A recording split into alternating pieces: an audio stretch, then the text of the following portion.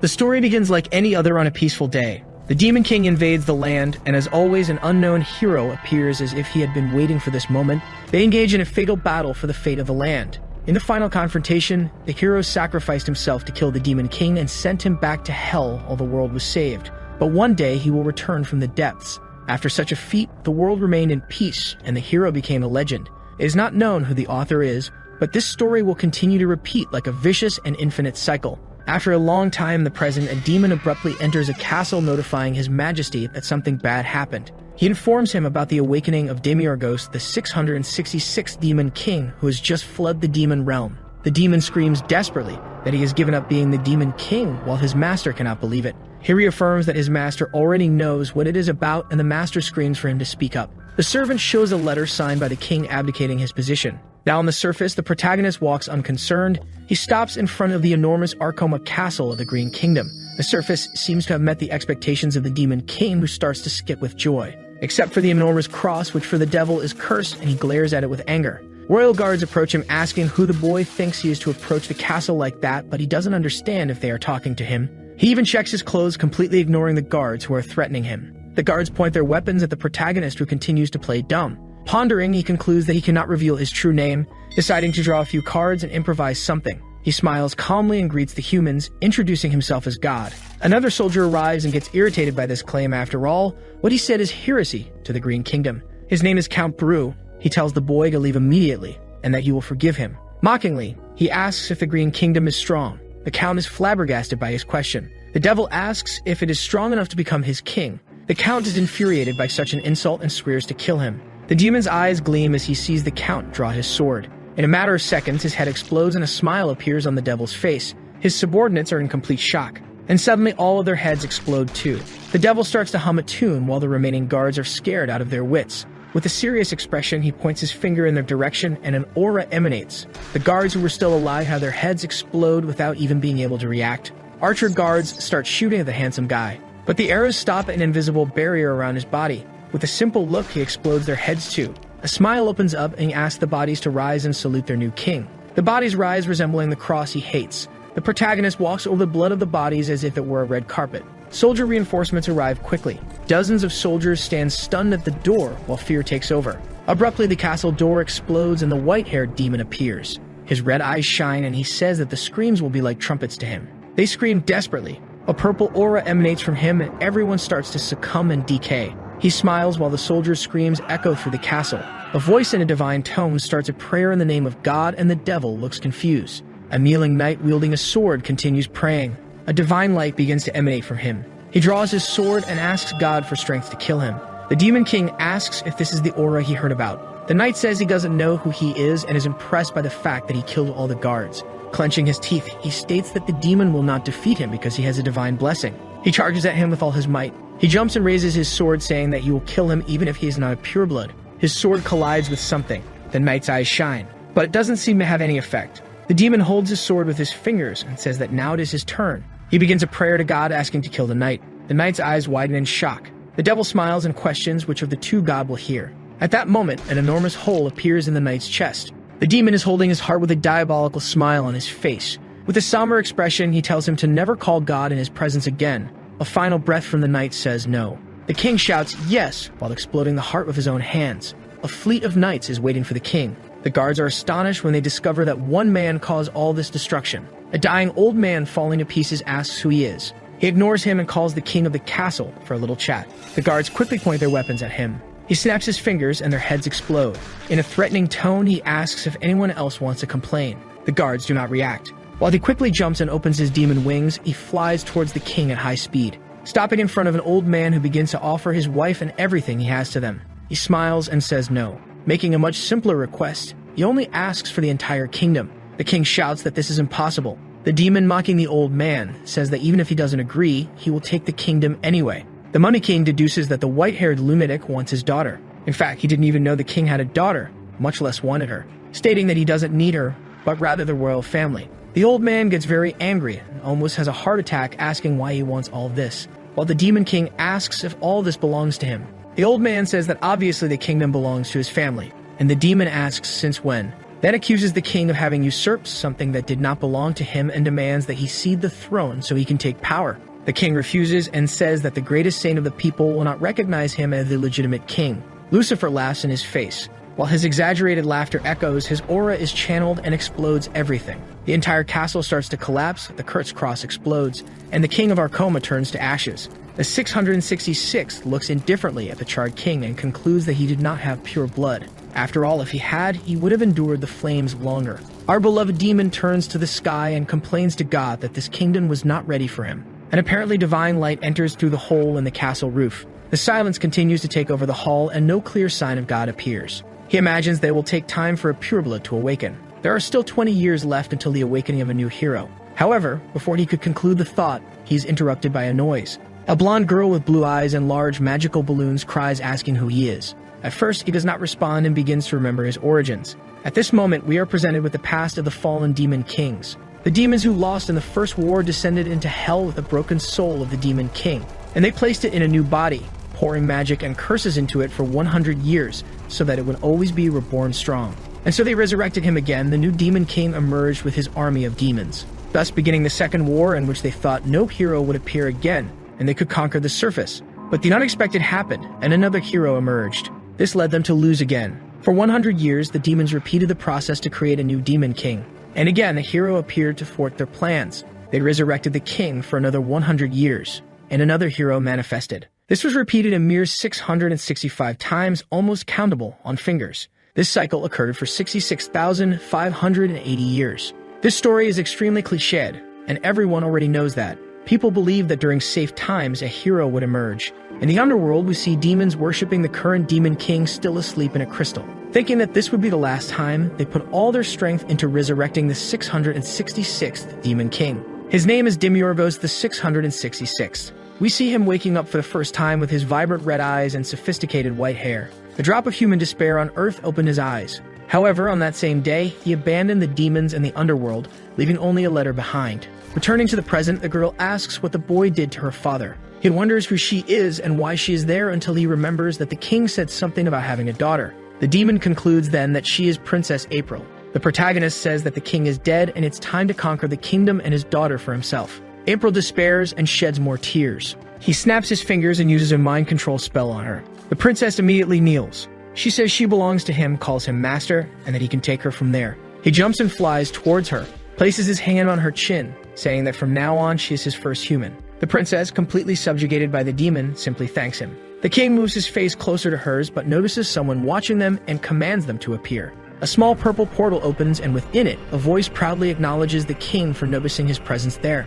Out of the portal steps a man with white hair and stylish, elegant black clothes. He removes his hat and salutes the king, saying his name is Alex. The king questions if Alex has been following him all this time and he says yes, as he is his most loyal servant. The boy says that doesn't make sense because he should be his father's servant, not his. Alex argues that his body has been passed down by his ancestors, so in a way, he still serves Demiurgos. The demon king orders him to leave because he will not return to hell. A servant says that's fine and that he will obey everything his master commands and can continue what he was doing. He questions what he was doing. Alex asks if he wasn't trying to plant his seed in that woman. Deliriously, his most loyal servant says he hasn't left his side for 80 years. He says he even adapted his body to nurse his master. He remembers educating his master, while the demon recalls him teaching everything through beatings. He also remembers being the only demon who showed affection until he entered the Egg of Awakening, but in reality it was him who placed him there. Alex nostalgically recalls the time when the demon played alone with his hand, and now he's advanced enough to hit on real women. The protagonist tells him to be quiet and says he will not go back to being the demon king and that he has been reborn as a normal human. His subordinate just agrees and tells him to do whatever he wants. The boy questions his response. Alex questions his questioning. The demon asks what he is planning and why he is leaving him alone so easily. The servant decides to explain and asks if there was a specific reason for him to attack this country. He asks if there was a reason like the king of the castle coveting the demon kingdom's riches, or if the demon was unhappy, which would have sufficed. The protagonist says it was none of that. He just wanted to be a king in the human world too. Alex starts applauding, saying he couldn't expect less from the demon king. After all, he barely arrived on Earth and already killed the king, took his kingdom and his daughter for himself, and asks what more he could do to benefit. It's so much evil that only the demon king could think of all this, and no normal human would ever think of such things. He concludes by saying that he is a naturally extremely powerful demon king. and says that since he will abandon the position, he needs to take his son to be the new successor to the throne of the Demon Kingdom. And in 20 years, his son will be Demiurgos the 666th, and Alex will ensure he descends to this world and conquers everything. The protagonist is shocked by this information. He looks at the girl and sees her crying, which shocks him even more. The three of them exchange glances, and soon the boy makes a joke about the whole situation. After all, he doesn't want to be a father at 80 years old because he's too young for that. He looks seriously at Alex and tells him to shut up, emitting all this powerful energy, destroying the castle with a massive energy blast. The servant holds his hat and looks astonished at the damage his master caused. Not only the destroyed castle, but also its surroundings. The demon wonders if his subordinate set him up, while the servant thinks to himself that the boy is already very strong even without his complete king's domain, and realizes that the 666th is different from the previous ones. The servant concludes that this time they might finally win and is ecstatic. Alex says he's right and that they should put that into practice. The boy starts babbling strange things like being an ally of the hero, leaving his servant confused. Then he explains that he wants to ally with the hero, a position no one would ever imagine the Demon King taking, since he doesn't want to stand out but still wants to be recognized. He admits he will let the hero do the hard work while taking the glory, but his servant says that without the 4 Demon Kings, no more heroes will arise. The protagonist opens his wings and tells them to go after a hero. We see 2 hands observing the demon through a crystal ball as they leave the castle. A voice in a dark space says that the 666th seems like a failed product, dumb and weak, which isn't entirely a lie. Another voice responds that this is great for her since all she needs are his powers. A woman with her face covered by a veil thanks this other person. The woman with the dragon with red eyes behind her says she will borrow his powers and that apparently God will forgive them for it. After all, everything exists just for the setting, as something predestined and already written. While a horse gallops, the demon hums a song about the so-called hero. The lyrics of his song say that the hero must appear if he doesn't want to die, calling the hero an idiot, saying that he will stand in front while the demon enjoys his effort. The protagonist is lying in a carriage that his servant controls and continues the song, saying that the hero must face the Demon King. Quickly, he corrects himself, saying that the Demon King no longer exists. Alex begins to call for his master, who takes a while to respond. He questions his lord about why they are in a carriage if they could be flying. The protagonist quickly cuts him off, saying it would be stupid to go everywhere announcing they are demons. However, the servant points to the burning castle and questions him, worrying about being seen flying but not worrying about setting all that on fire. The servant changes the subject and asks if his master really wants to be a companion to a hero. The king says there's no problem being a companion even without pure blood, and also that he wants to live a luxurious life among the top 2% richest. However, Alex retorts, saying that even being a hero's companion, it will be difficult to be among the top 2% richest. The king has the idea to help the hero kill creatures behind the scenes while he takes the credit. After all,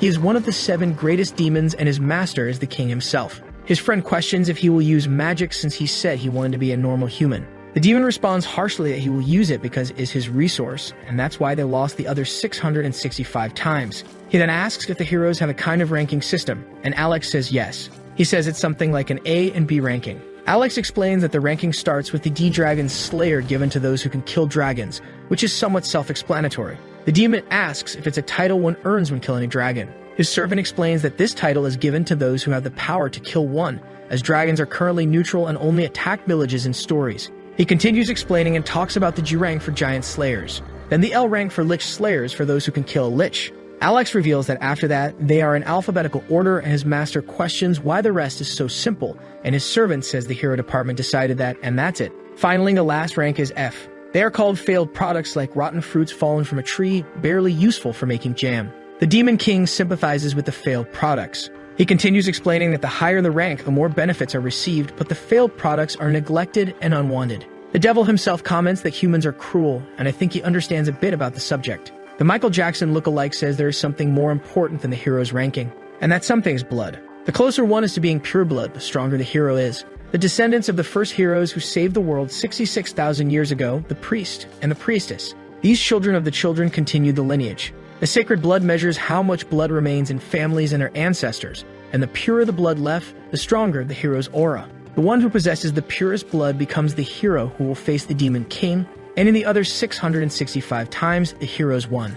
The king asks if the purer the blood, the higher the hero's rank. Alex says there are exceptions, but generally, the purer the blood, the greater the strength. The boy asks what's the deal with this pure blood because it's not like there's a golden cradle of blood type, and comments that he was trapped in an egg for 80 years because of it. His friend responds that everyone is taking it seriously and risking their lives and pride. He doesn't care about that and starts reciting a kind of prophecy that says the Demon King and the hero will fight, and everyone has been fighting for 60,000 years because of this phrase. Then the long-haired one completes that this is a certain promise, but the protagonist gives a relaxed smile, wondering if others can have a simple life like relaxing in a slow and relaxing cart, until something catches God's attention, asking his companion about a small creature, confusing it with a flying leaf. Alex glances sideways and seeing the scene explains to him that those are butterflies, leaving the young Demon King curious about this insect. The strong wind blows through the place, scaring the butterfly and impressing the boy, who notices the butterfly has gone away. Asking what happened, his colleague explains that it was the wind that scared the butterfly and messed up his hair.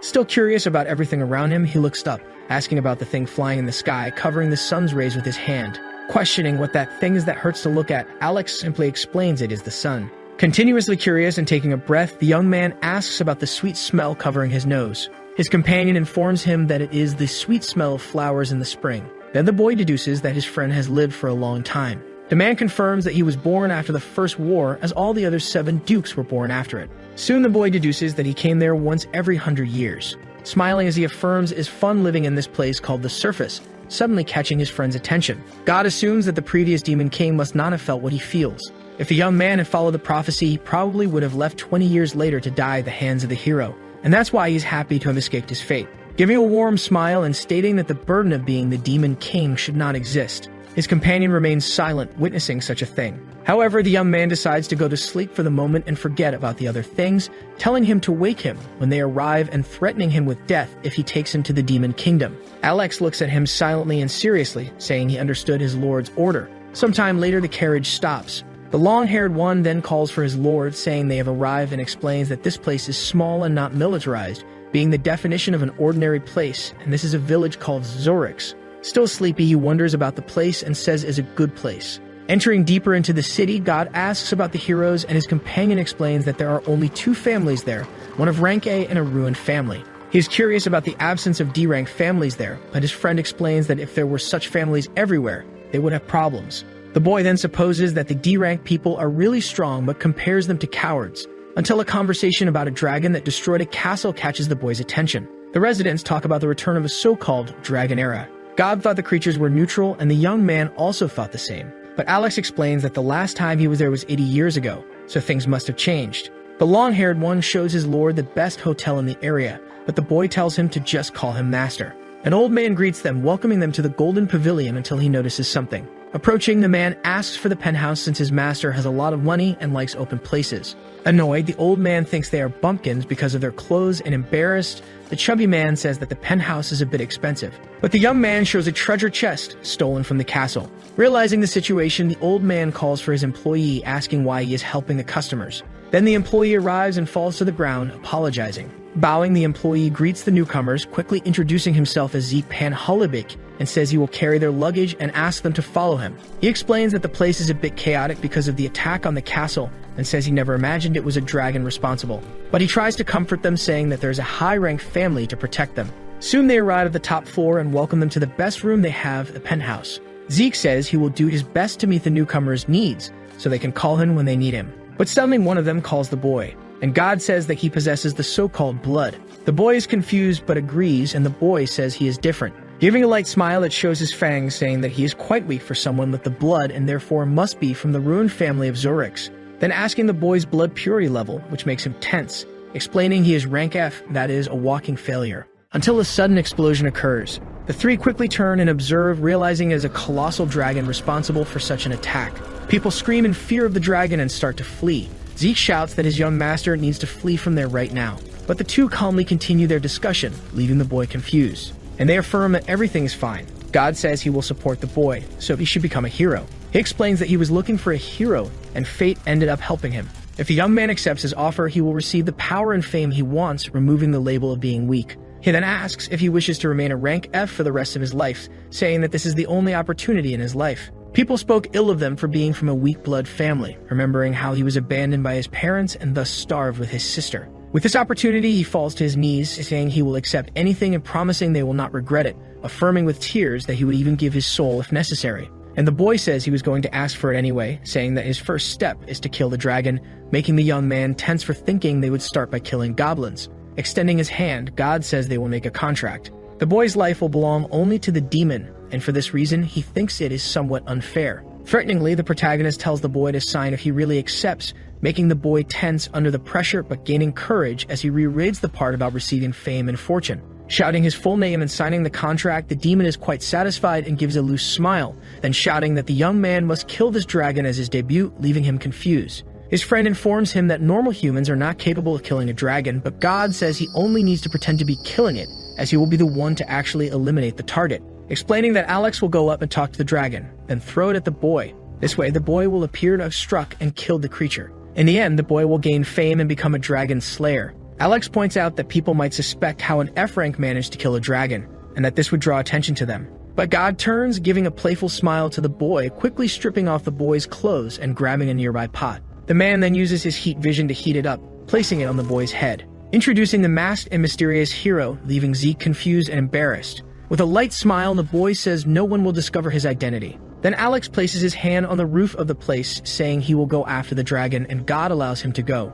Turning quickly and telling Zeke to come with him, the embarrassed boy asks if they are really going to fight a dragon. God ignores him and looks around, noticing something, kicking it towards the boy, saying it is his sacred sword. Zeke trembles as he picks up the broom that the demon threw. With his eyes gleaming menacingly, the man orders him to stand there, and then he will receive all the fame and fortune he was promised. The boy is thoughtful, not having understood anything, but he concentrated so much that it seemed he could destroy everything. And suddenly, an extreme desire arose in him, all because of Zeke's special blood. That Dorn hero blood had an extreme desire, which was the desire to destroy the demon king who was in front of him, laughing. However, Zeke thought something completely different, thinking that when looking into God's eyes, a strange abnormal motivation took over him as if he could do anything. The demon then orders his little dog to go ahead, and the boy barks, obeying him. Elsewhere, people scream for help with the dragon's attack. The creature with glowing purple eyes growled while attacking, passing through and destroying the city's buildings. But from a purple magic circle, someone descends. Alex then lands above the village church, looking at the creature with a sinister gaze, but in silence. The dragon then completes its turn and goes again towards the city. Then the long-haired one grabs his coat, throwing it away and revealing his several demonic arms. Holding his hat while preparing, he then advances towards the flame dragon, landing on top of the creature that notices his presence. Alex prepares to attack with all his arms and plunges his arms inside the dragon's body, trying to direct his hands towards the dragon's heart. Then holding it in a grip with his extra limbs, Alex tells it not to resist his commands and to answer one thing before anything else, asking why it came to this place since humans and dragons had a peace treaty. But the man notices something that scares him. Seeing a strange purple parasite on the dragon's neck, he wonders what it could be. The magical beast speaks in a strange language controlled by the parasite. With a serious expression, the long-haired man questions how it knows that language and thinks something is very wrong with this whole situation. The dragon suddenly increases its speed and flies higher. But the young hero arrives at the center of the city. He stands there, sweating with embarrassment. Someone asks what that is, wondering who this person covering their face is. The people see that he plans to fight the dragon and wonder if the boy is a hero. But they assume his clothes look like those of a pervert, and Zeke feels extremely embarrassed, feeling the shame kill him from the inside out. God encourages him, telling the masked hero to save the city of Zorix. The people begin to cheer for the boy, and he thanks them. Quickly holding his broom to concentrate, he thinks about how this is a unique opportunity and that he cannot mess it up. With this, he will gain fame and fortune. In the skies, the dragon changes its trajectory. Then it lets out a roar, heading in a completely random direction. Alex realizes it will be difficult to control but has no other choice. He grunts as more arms start to sprout from his back. The man uses his 100-hand ability, which causes him extreme pain. Using all his arms, he covers the dragon's body with a restraining prison technique. The creature starts to roar. Then the long-haired man says he will make his final move now. Quickly, he makes an attack to pierce the monster's heart. With the pain, the dragon screams, releasing its flames. The man suddenly notices something that catches his attention, seeing the parasite start to lodge in his arm. Then the dragon tells him to prepare, saying he saw the one who died returning. The dragon's eyes lose their shine, signaling its death. The creature then jumps from the dragon's body, heading straight for Alex's head. With the parasite on his face, the long-haired man understands what it wanted to say. God wonders what Alex is doing since the audience wants to see the show. And wiping his nose, the protagonist questions why it's taking so long to kill a simple dragon. The dragon begins to lose altitude after its death, and the man starts using his arms to control the corpse. Quickly, the dragon begins to fall suddenly. God calls Zeke's attention, telling him to prepare as the dragon is coming, warning him to attack with all his strength. The dragon's body, with its mouth open, flies rapidly toward the boy. He then calls out to his contract master, saying he doesn't want to die. But the man just laughs, leaving the pot-headed boy confused. Then the protagonist promises in his name that he won't let the boy die. The boy observes this and blushes. His hero blood begins to shine brightly, and with confidence he grips the broom handle, saying he can do it. Then he recites the name of his moonlight technique. Alex lets out a huge scream of pain as he controls the dragon and resists the parasite's control. He grits his teeth with difficulty due to the lack of control. Then he lets out another scream with all his strength, regaining control of his body. Some of his hands start to rise on their own,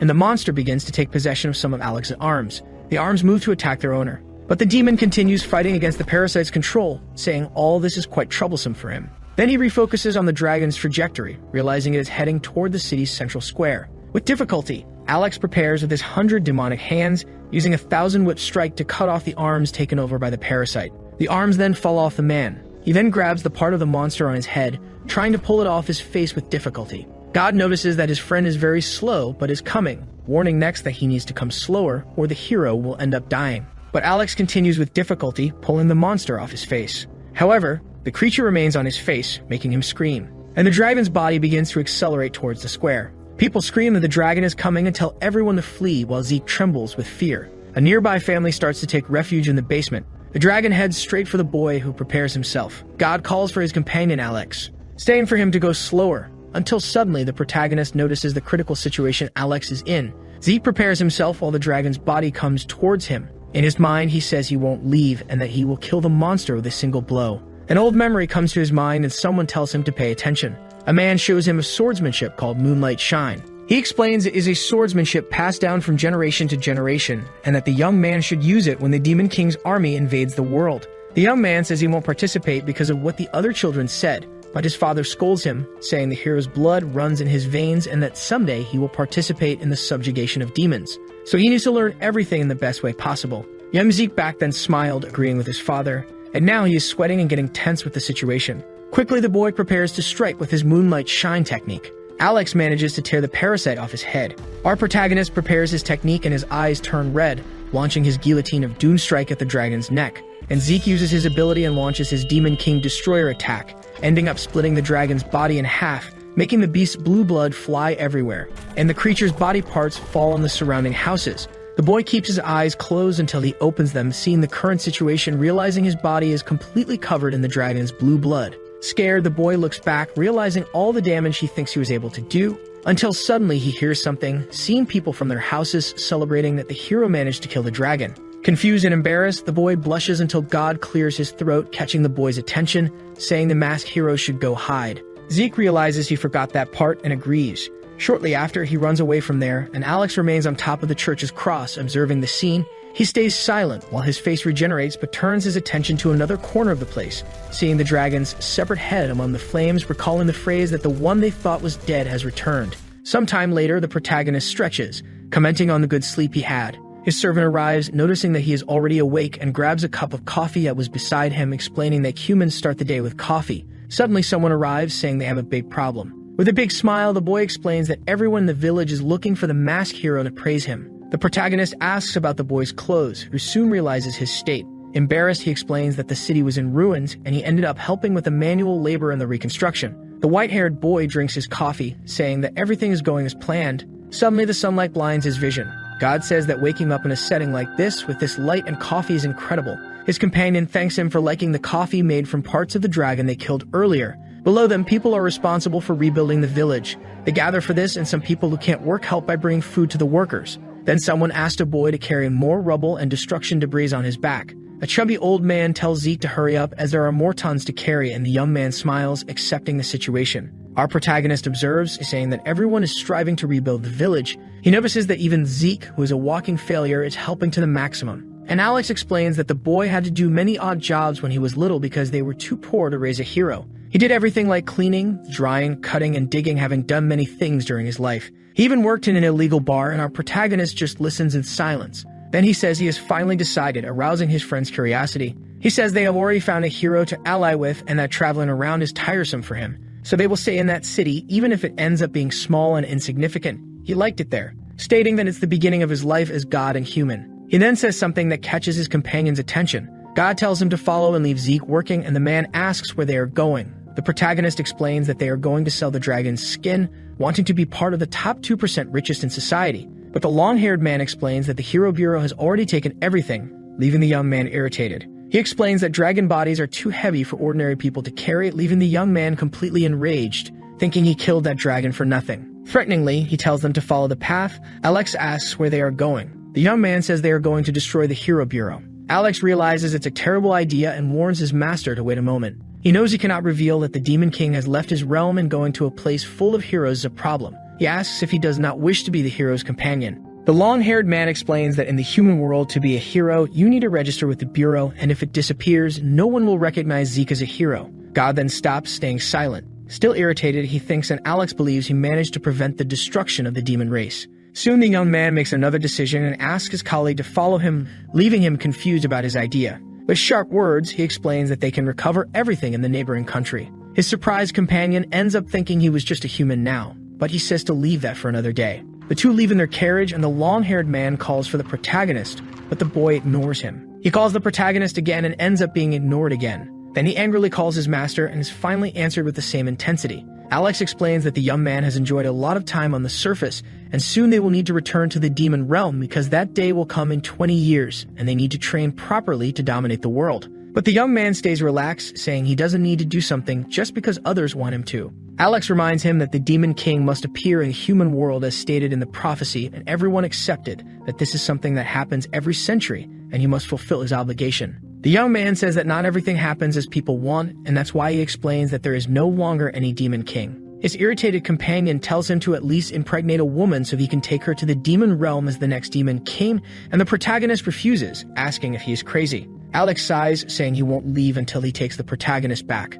God refers to the situation, saying he should stay there and serve permanently as his servant because he won't leave. Alex asks if he should choose his bride and asks the type of girl, but the young man, irritated, says that if he brings up that conversation again, he will destroy the demon realm. Then silence fills the carriage for a while until the boy asks if something will do, leaving his friend confused. God refers to the previous princess and whether she is suitable for acts that make him blush just thinking about them. He tries to explain in a light and casual way. Alex doesn't understand what the protagonist means by that, so the boy gets irritated, asking if it is possible for a demon to impregnate a human woman, and Alex understands. He explains that yes, it is possible, and several perverted scenes pass through the boy's mind. He explains that humans and demons have the same type of mating and reproduction, passing on the knowledge formally about the process of women's gestation, and everything goes in one ear and out the other for the protagonist. Then he asks his companion to stop that immediately, and the man understands. Then the guy decides to change the subject, explaining that his lord can easily impregnate someone with a very specific method of touch. If he does it right, even a kiss or touch can impregnate a woman. The young man gets tense with the possibility of accidentally impregnating someone just with a kiss. But confidently, the guy explains that he can impregnate someone even by holding their hands, leaving the young man dumbfounded and silent, wondering next what kind of body he has, thinking his body is really bizarre, realizing he could have impregnated someone unintentionally. Even realizing that the purpose of this body is basically to kill and have children, and starts to like his body less. But his colleague says is a blessed body given by God to be the salvation of the demon race. The young man says that doesn't make sense because he is just a fraction of what is replicated every 100 years since the first Demon King. He thinks that's mediocre, and that's why he doesn't like this feeling. This enormous burden on his shoulders without having been asked before is suffocating for him. But suddenly, the two hear a scream that catches their attention, seeing a woman being chased by a group on horseback. The bandits run after the girl in golden clothes with everything they have, shouting to catch her and do unforgivable things. She cries for help while being chased by mountain bandits. Alex says they can help, but the protagonist asks why they should do that, and his colleague says something good might happen if they help. But the young man mentions that all this seems suspicious, mentioning that the scene is cliched, being a woman asking for help while being chased by bandits. He points out that they appeared out of nowhere because the forest is far away and they are in a clean and flat area. Besides, there's something even more important. The monsters did not notice them even though they were chasing the girl who is now approaching them. He says that neither he nor his companion noticed her either. The protagonist suspects his friend is behind the trap, supposing he is trying to manipulate the situation to use and impregnate the woman. However, Alex, with a convincing smile, says he is a born strategist and wouldn't let something so obvious happen. Soon, the blonde reaches the carriage where the two were. In tears, she asks the Lord Hero for help as she is being chased by mountain bandits. God says he is not a hero, but only a companion of one. The girl is shocked by the statement. Repeating her plea for help, she changes the word hero to hero's companion. The young man says he is part of a group of dragon hunters and cannot go around helping just anyone, and the girl mutters a curse at him. Irritated, he asks if she just cursed him, and still in tears, the woman denies cursing him. Suddenly, a giant axe flies between them, hitting one of the barrels of the carriage. The boy is perplexed, observing the weapon that was thrown. Then his hearing picks up the bandits calling them kids. The bandits mock the clothes the protagonist's group is wearing and tell him to leave or end up dead. With a serious look, the boy says they damaged his carriage and will burn for eternity because of it. In the blink of an eye, purple flames cover one of the mountain bandits. The person covered in flames throws themselves to the ground, begging their companions to put out the flames on their body. The protagonist says he can't put out that fire, explaining that it will continue burning and keeping the person alive for the rest of eternity and can never be extinguished, and asks who is next. The other bandits flee, saying the protagonist is the devil himself. The woman from before remains silent with an impressed smile at this. God tells her to leave as quickly as possible, but the girl says her temple was taken over by the mountain bandits. Explaining that all the priests were enslaved and her sacred relic was stolen, she asks for the protagonist's help to eliminate the enemies.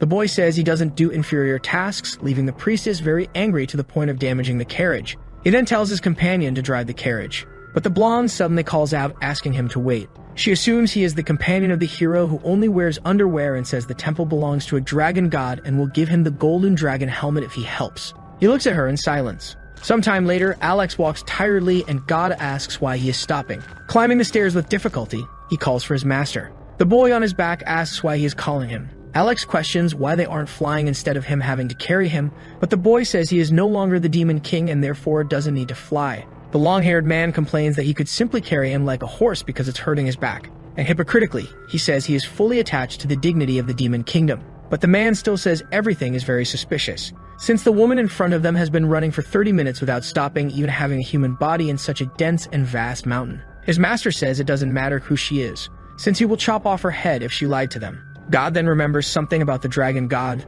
the true golden dragon, wondering if dragons really worship someone. His servant explains that it is similar to what exists in the Demon Kingdom, the true golden dragon being the one above all other dragons. Then saying that all living beings like humans, dragons, and demons have a god, the one who created the world. The boy looks up, a little reflective, observing and realizing that God doesn't only help humans and thinks that, in the end, dragons and demons are just extras to them. Alex says not to doubt since God is the only truth and his perfect love is visible. Then saying that if they take a city called Horsen, which is blessed by God's light, they will probably be favored. In silence, the boy rolls his eyes, saying it's a strange way to show love. Alex's legs become wobbly as he walks up the stairs, collapsing to the ground when they both reach the top of the mountain. God steps on his head, saying he is a weakling. But then he observes the surroundings of the mountain. Entering, he says he hopes to count on Alex during the descent of the mountain, leaving him in silence. Entering, the boy calls for the priestess, asking where the bandits and the promised helmet are. Alex points out to his master to be careful since something is wrong in that place.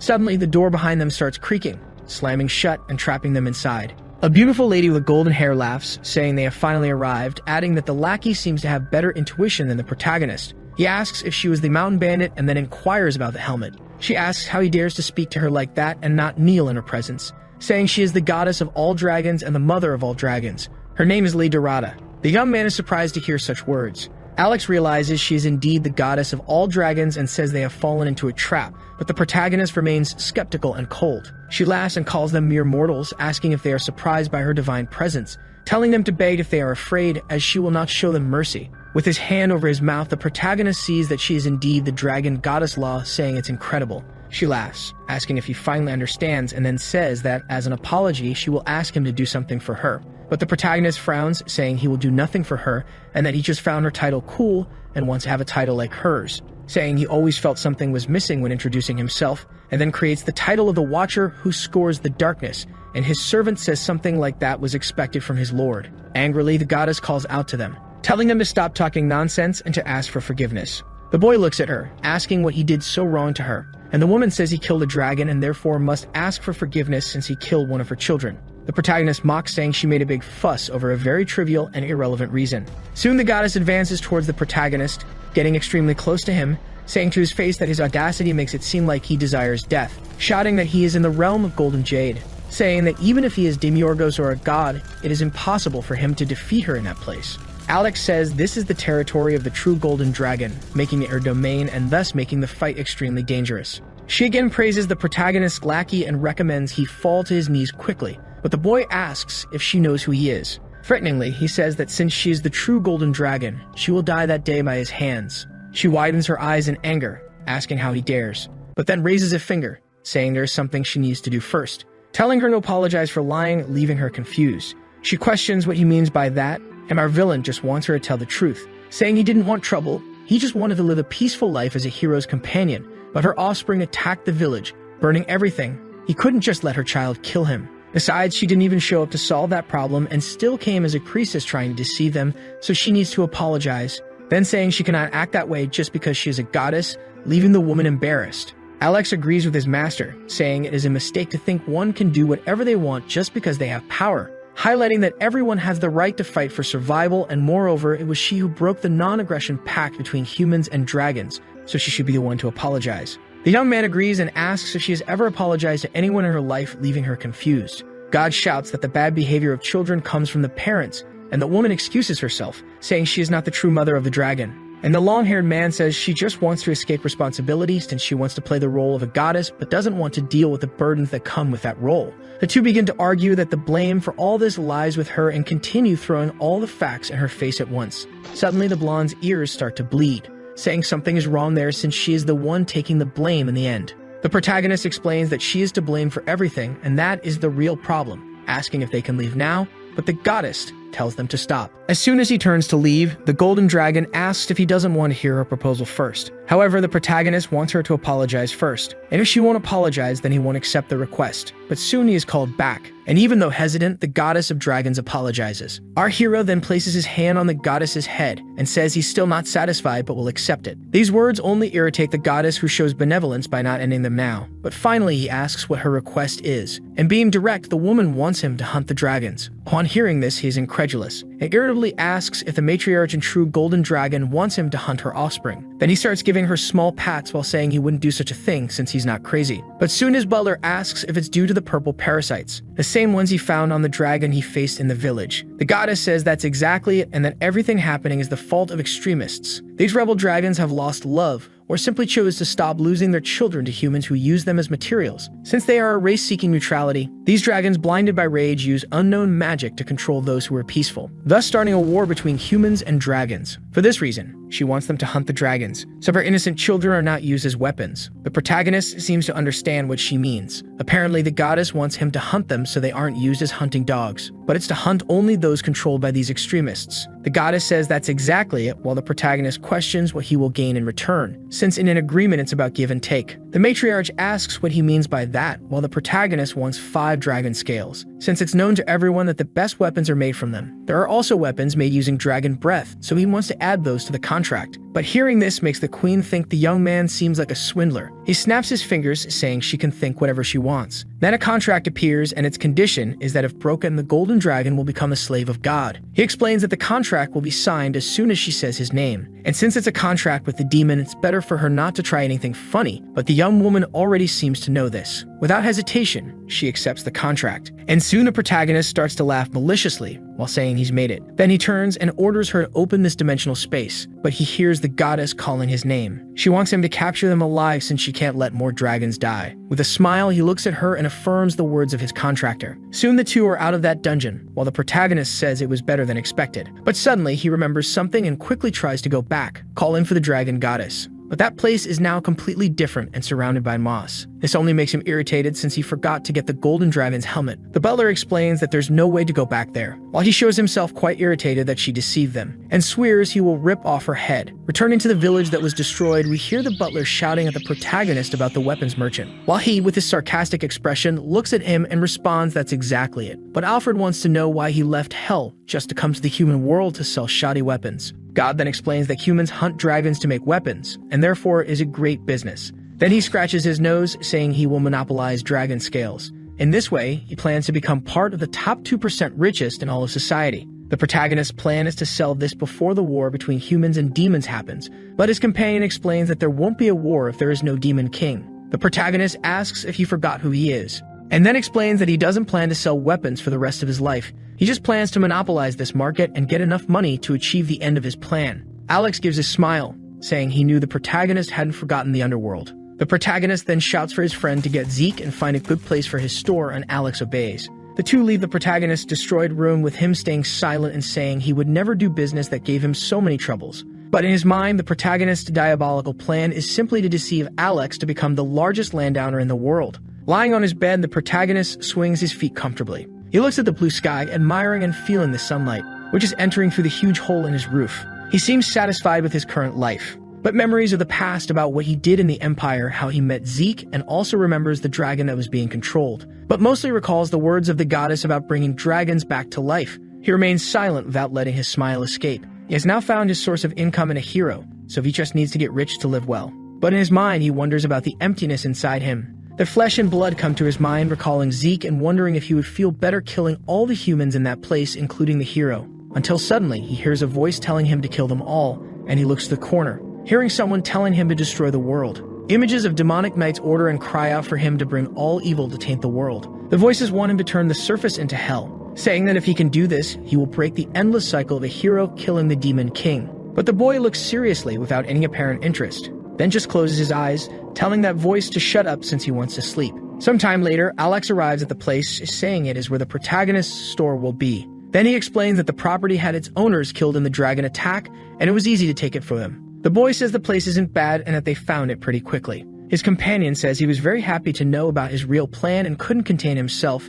and the protagonist just gives a laugh, pretending to know about the real plan. Then the man says they can simply ask Zeke to fix the place, to which the protagonist is impressed by his ability, and his friend explains that the hero has worked in carpentry before, so it shouldn't be difficult. God observes the property, saying the boy is quite skilled despite being so young. However, the young man still has a doubt based on the inherited blood since, as far as he knows, a child born from parents with pure blood shouldn't be able to generate a walking failure. His companion explains he has seen examples of people born with low ranks who manage to produce powerful individuals, making the young man think it is something random, and therefore admits that Zeke still has hope since they shouldn't underestimate him just because he is the son of two F-class people. The long-haired man says it's a bit more complicated, as talent may not be hereditary, but fortune is, saying that people who raise heroes or priests usually have money compared to kings to be able to use various means to increase the blood purity of individuals. God then understands that talent cannot be leveraged if there isn't enough money to invest in it. Alex also mentions that they must have already established a class for Zeke previously.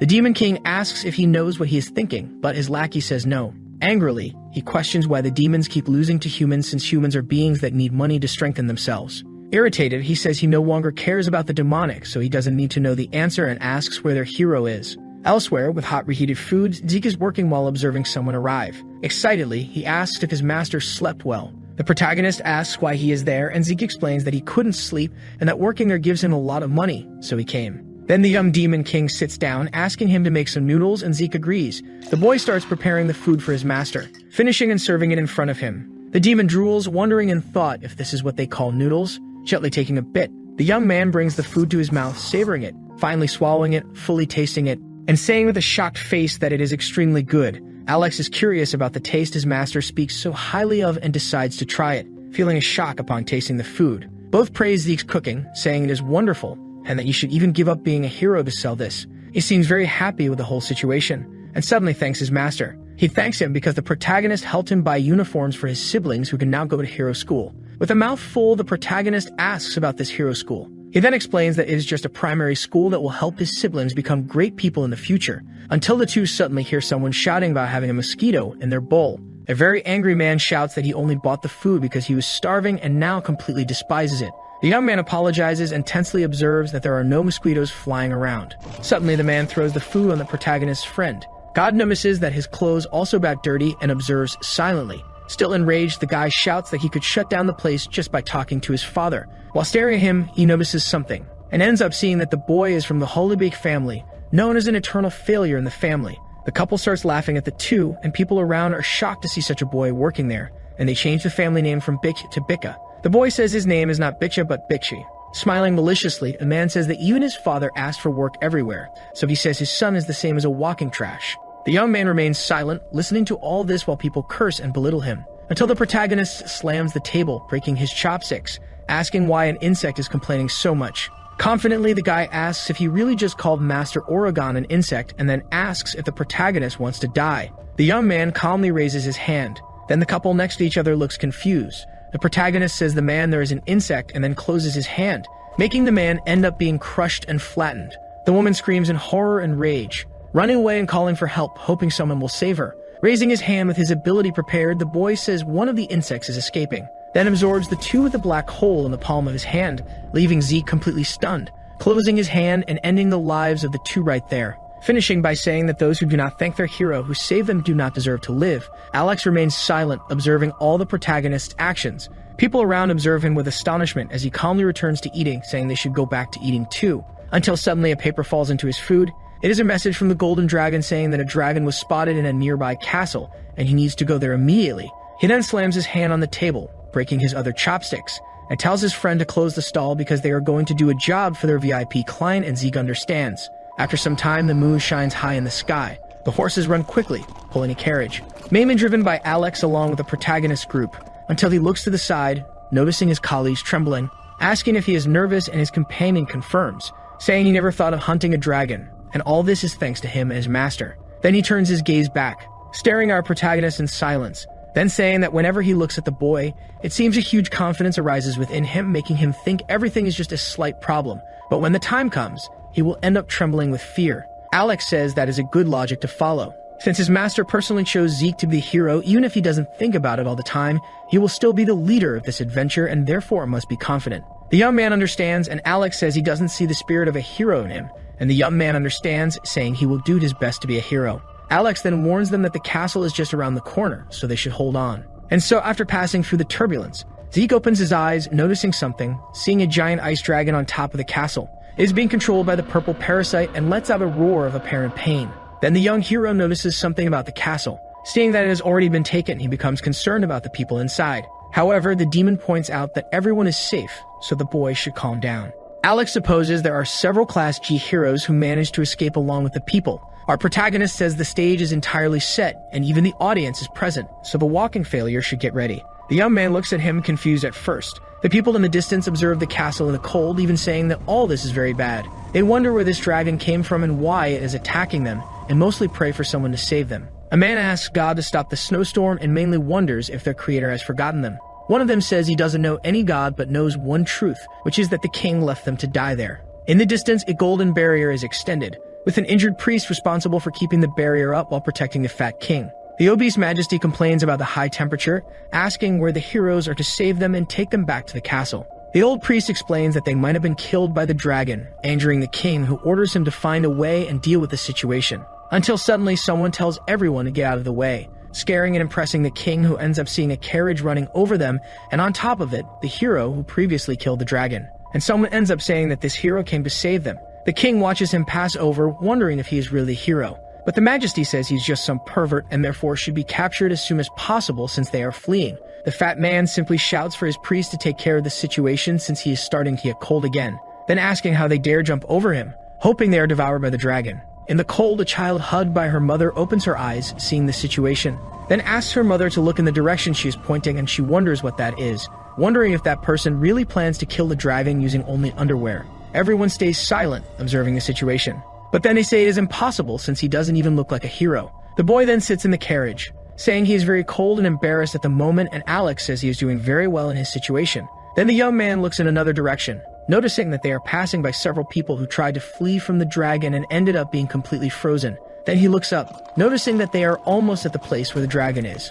Then the protagonist tells Alex and his companion to get ready, for it will be the same plan as always, where the young man stays in a place where everyone can see, and Alex will attract the dragon to him. And then the hero will deliver the final blow to the monster. However, he says that Alex should be careful not to cause problems like last time, and the long-haired man says not to worry as he won't do it again. Then he points up, forming a small portal and standing up in a carriage, saying he suffered a bit last time and it won't happen again. But the young man calls his attention again, telling him not to kill it. The man then understands, saying he will only weaken it, then calls for little Zeke, saying the place is somewhat chaotic, so he should stay in a place with solid ground. Then he leaves saying goodbye, but leaving Zeke confused about his previous statement. But the protagonist tells him to stop the carriage, as the protagonist decides he will take a quick nap, so he must manage. But before that, he calls his attention, asking God to go with him since he is very scared and needs the confidence of his companion. That bizarre monster appears again. Above them, the Lord's subordinate calls out. He is at an impressive height, with a very serious expression and focused demeanor, descending fiercely against the ice dragon. Quickly, the bizarre monster identifies the man, attempting to attack with its long tentacles. However, the man dodges impressively, preparing for an attack with his demonic hands, landing several blows on the monster without any difficulty. After finishing the sequence of strikes, a loud bang can be heard caused by the subordinate. Trembling, the hero watches everything from afar. In shock, he starts feeling nervous and sweating, even though he's in his underwear in a cold environment. He then says it was incredible. However, he also says he can't see anything with all the smoke rising from the battle. Squinting, he thinks he needs to find a place where Alex can easily find him. Suddenly, the protagonist calls him by his nickname, Walking Failure, throwing a seemingly heavy wooden shield into the boy's lap, leaving him surprised. Demiurgos questions if he's not going to use the shield he talked about the whole way and asks if it wasn't a tribute to his father. Pointing to the shield, he creates some kind of magic around the object, saying that was it. Surprised, the boy doesn't understand what's happening, and this energy is spreading more and more. Explaining, the prince says it's a defensive barrier and that he must endure the dragon's breath no matter what. Stammering and crying at the same time, the boy thanks him. But he doesn't even finish the thank you because the demon suddenly falls asleep, leaving the boy embarrassed. Jumping off the sled, he wishes his god sweet dreams. Excited, he says he will give it his all and needs to quickly find a good spot. Looking around, he searches for such a place, wanting it to be high and central. Seeing an ice mountain, he confirms that it could be the spot. He starts running, needing to get there fast, but suddenly slips on the ice, sliding hard on the ground, but at least arriving at his destination faster. Meanwhile, Alex is fighting that alien-like creature or something of the sort. Expressing discomfort, the monster can only groan in pain. Without hesitation, the subordinate stomps hard on the creature. He continues pounding it with his feet and that demonic hand, which looks more like a spear. Focused and with a bit of anger in his eyes, he merely observes his opponent seriously. However, the creature makes its eye glow as if activating some kind of ability. Quickly, the dragon begins to emerge. Soon it rises because it wouldn't be that easy. Then it flies into the skies. A thick mist surrounds the area due to the dragon. A purple hand approaches. It's Alex's hand, stretching far to reach the dragon in the air. With red eyes and a disfigured face, we can see he's a bit worn out. However, physically, he is very strong and lands a direct hit on the monster, landing a powerful kick to its face, breaking its teeth. A hand from the monster emerges from behind the man, but it doesn't succeed, and another loud bang can be heard from afar. Then Alex faces the strange creature, saying it's resilient and asking if it's because of its size. However, the villain just laughs non-stop. Irritated, Alex charges forward, declaring they're going to end this now, landing another blow which causes a significant clash in the area, damaging man-made and natural structures. Watching all the action, the hero says it's incredible. Afraid, he remarks that just being in that place is terrifying and that the subordinate is dealing with the dragon alone, wondering if that guy is really not a rank D hunter. Hearing something, he looks back anxiously. Everyone cheers positively for the hero, calling him the savior and thanking him frantically. Cheering, they refer to him as Lord Hero. Nervous, the king asks if this is really a hero. Blushing, the boy is happy to know everyone is rooting for him. Meanwhile, all the people's words of support continue. Still trembling, he thinks he's not the real one and that Lord Alex is the one doing everything, not him. Admitting that when Alex does everything, the boy feels envious, thinking about wanting to be a better hero than him and that saving people and bringing hope is what a true hero does. Completely breaking the mood, someone calls out asking to be saved. Looking back, he notices a different structure in the area. The woman is frozen while begging the hero to save her. At the same time, a tentacle is about to attack, hitting part of the city while fighting Alex. The boy becomes extremely alert, seeing all of this. Quickly, Alex breaks the ground during the fight. He's already fed up with all of it. A monster arrives at the scene. This monster holds him calmly. They start talking in another language. Observing both, Alex confirms that you can regenerate even when the type is a host. Confused, he wonders what this is about, carrying a very serious and cyberpunk-like demeanor. He theorizes if it could be a zombie dragon. With its long claws, the monster climbs onto a rock. Above the destroyed city, it begins to roar and make sounds to express something. Additionally, it has this purple creature attached to its face as if it is controlling it. Alex understands that the monster regenerates along with its host even after removing a part of it, showing that it is clearly a zombie. This dragon starts to riot after that. Changing his demeanor to something cold and with a sharp look, he states that if he can't kill it, he has only one option: to cut off all the dragon's limbs. A few seconds later, the monster begins to prepare to leap, pressing its claws against the rock. Quickly, it jumps, using the rock as a springboard. It is heading toward its opponent, who happens to be a subordinate. Not giving much chance, Alex activates his ability called Asterisk 100 Hands Asterisk. This ability consists of forming 100 hands that are actually a kind of purple tentacles with a dark aura. He prepares to counterattack. However, he decides to use this ability in a slightly different way than before, fusing all those 100 hands into a single hand, making it giant. Clenching the fist of this giant hand, he prepares for battle. Stretching out his extra arm, he goes all in to attack the monster that's causing so much trouble, hitting it head-on, and with such force that the entire ground begins to crack and the earth trembles. Not giving much chance, he changes his strategy to turn this enormous hand back into 100 proportionally sized hands. Then, with those 100 hands formed above the creature, he decides to use the ability Asterisk Infernal Hammer Asterisk. Beating the creature mercilessly and ruthlessly. Transforming the hands back into a giant one, he grabs the dragon, which is suffering. However, it begins to emit a light from its mouth as if charging some kind of laser beam to attack. Seeing this, Alex positions himself to defend himself if necessary, being completely hit by this blue ray from the ice dragon. Even from afar, the hero feels the full impact of this absurd fight. Almost being swept away by the wind, he starts to panic. Before even fighting, he is already struggling greatly. Being very clever, Alex manages to protect his entire body from this attack using his 100 hands as a kind of human shield, apparently taking no damage. Seeming already fed up with all of this, he declares that now they will finish everything once and for all. Still speaking in a different language, a monster begins to roar more and more. Analyzing the situation from inside the cocoon, the subordinate says that the 100 demon hands must be united as one hand for 3. At that exact moment, he turns his hands, which were only serving as a shield, into 3 giant and very strong hands. Without hesitation, he grabs the monster directly by the tail and holds it tightly. Then he tears off the tail, revealing some kind of blue energy that seemed to be inside that part of its body. Feeling great pain, the creature begins to howl and suffer. Acting quickly, Alex turns to the other side, using his reverse spin ability to prevent the monster from escaping. With one of his arms, he prepares to attack it, delivering multiple blows using the ability * demonic grand blow rain of punches *, which seems to have a strong effect as everything around it is broken. Seeing this, all the villagers are shocked and say nothing, remaining in anticipation. Also surprised, the mischievous boy can't stop watching the fight between the subordinate and the dragon. Looking back, he realizes this is not the time to slack off. Running toward a random person, he states that he must save all these people quickly. The person is asking for help, and the boy tells her to relax because he will save her right now. Approaching and removing the frozen rocks, he begins to say it's very cold. When he gets a better look at the person, he starts to be in shock because what he sees deeply frightens him. It is a man with frozen tears, frozen to death while trying to save a girl. Quickly, someone starts crying. Desperate, the woman asks the hero to save at least the baby who is crying. Without thinking twice, he tries to start breaking all this ice, telling her to hold on a bit longer because he will get her out of this situation. Though in his mind, he thinks he must leave the father behind to save the mother and child. Because Alex will arrive soon, he needs to hurry, saying he must get both of them out of there. A light begins to appear in an ice crystal in the midst of the battle. Noticing this, the woman becomes worried at the sight of the light, stammering in fear. Despite being badly injured, she warns the hero to leave this place immediately and explains that this same light was what destroyed her entire castle before.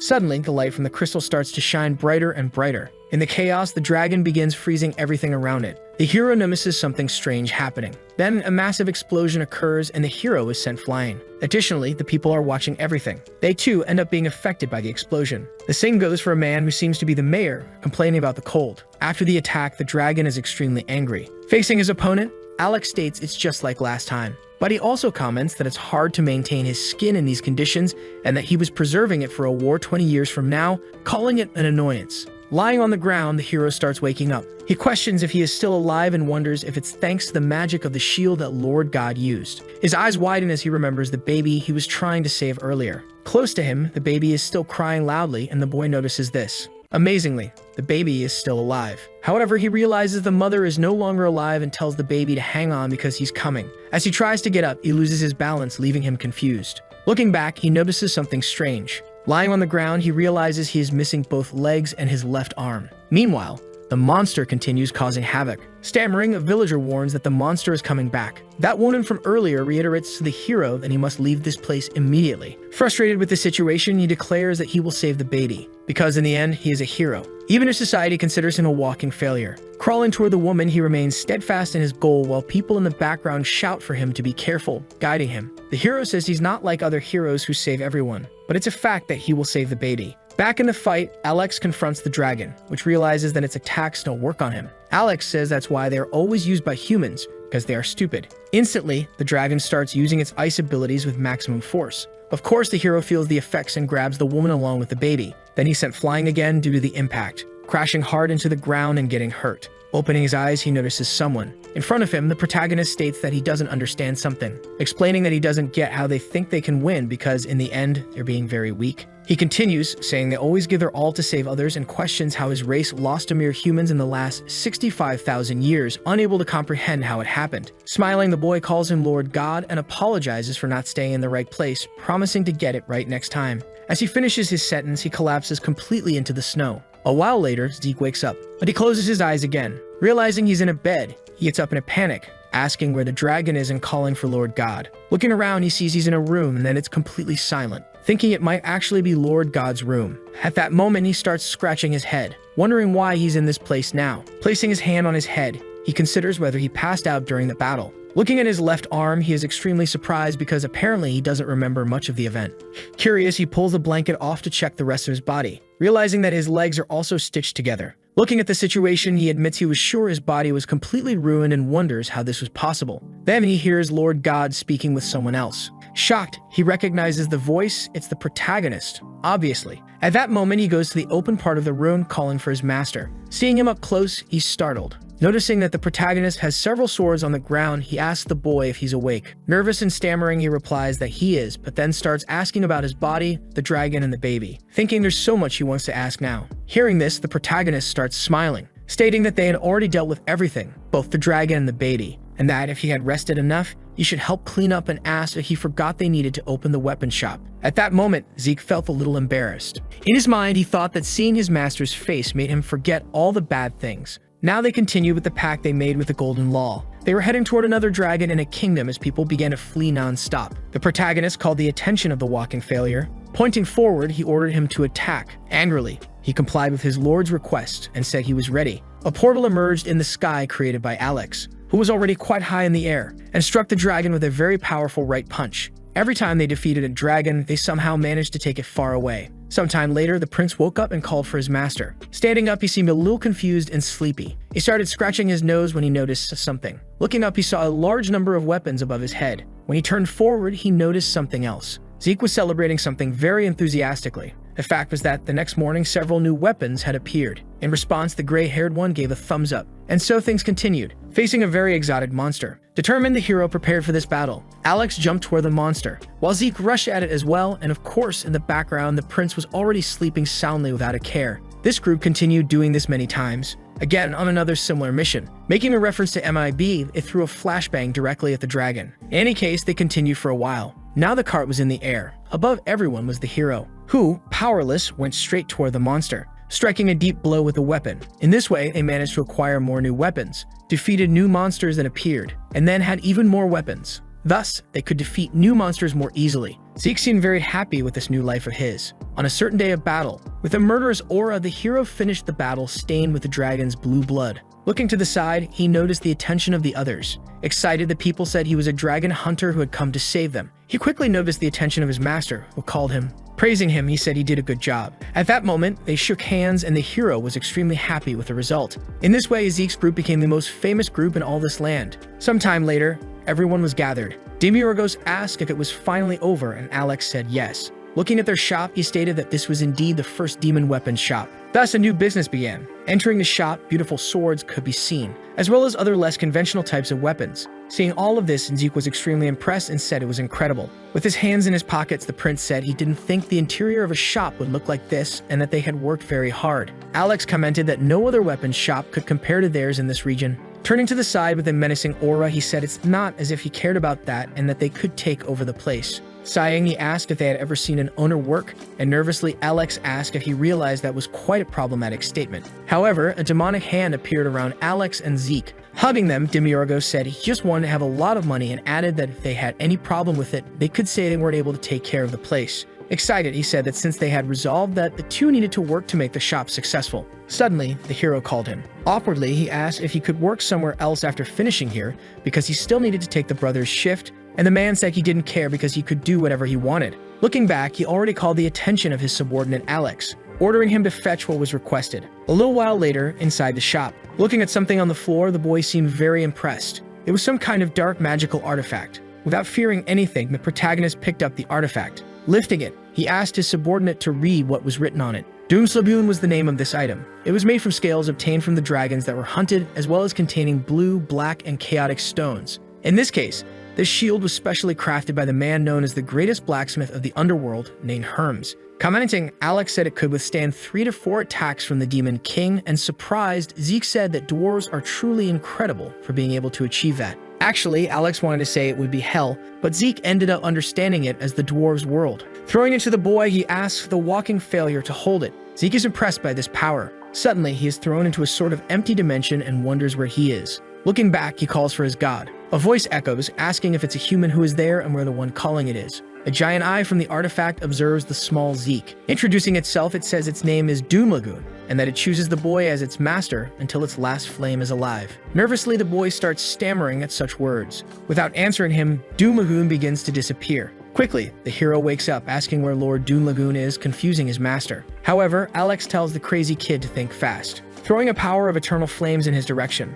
Zeke puts the shield in front of him to protect himself from the attack. He successfully defends, though the impact sends him flying upward. Shocked, Alex questions what kind of idiot destroys his own shop, and the protagonist explains it's just a test, nothing serious. After the attack, Zeke notices something coming from the smoke. Waving, he says the shield is amazing and so good that even a rank A or rank E would love to have it. Surprised, Alex admits that even at 1% of his size, he never thought he'd block this level of attack like that. Looking at the boy, he calls him walking failure. Zeke quickly responds, asking what his master wants. To his surprise, Alex declares that the shield is now his. He continues saying Zeke should get used to it because he's already quite weak and that he'll add some features over time. Impressed, Zeke asks if this is serious. Watching from afar, the protagonist notices the boy's emotions. Crying, Zeke says Alex is giving such an incredible shield to a rank F and asks if that's really okay. Looking at the boy, Alex confirms it. Zeke is crying so much that his tears fall directly onto the shield. Promptly, he hugs it as a sign of gratitude.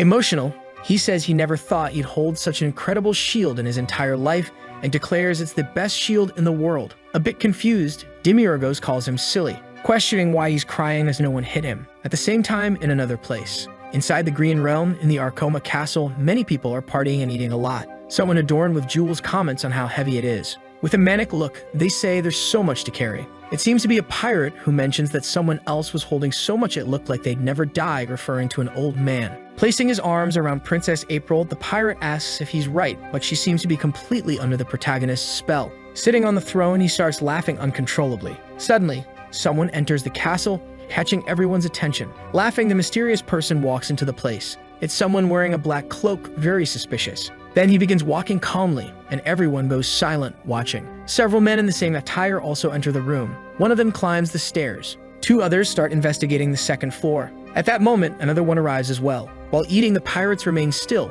just observing. This one walks along the red carpet, and no one interferes. Kneeling in front of the throne, he reports that the castle gates show no signs of a fight. Extremely confused, the pirate questions who the person in front of him is. Smiling, the mysterious figure tells him not to worry about his presence and to continue doing whatever he wants. After that, he begins preparing for something. Leaping extremely high, he remarks that he must have jumped from here. Then he lands precisely at a specific point. Investigating the situation, he places his hand on a crack, saying that this is where a single explosion occurred. Facing the frightened man, he begins to speak, that the attack flipped and took down the entire mountain at once. He wonders if this is truly possible for a single person to accomplish such a feat. Extremely nervous about the situation, the pirate begins yelling for him to leave. Shouting, he orders him to leave immediately. His subordinates join in, agreeing with the pirate. Turning around, the mysterious figure warns them not to move because it's dangerous, and that even though they're mere insects who dominated the area, he still cares about their lives. Ignoring this, the warriors question if the man is crazy and shout that they should kill him.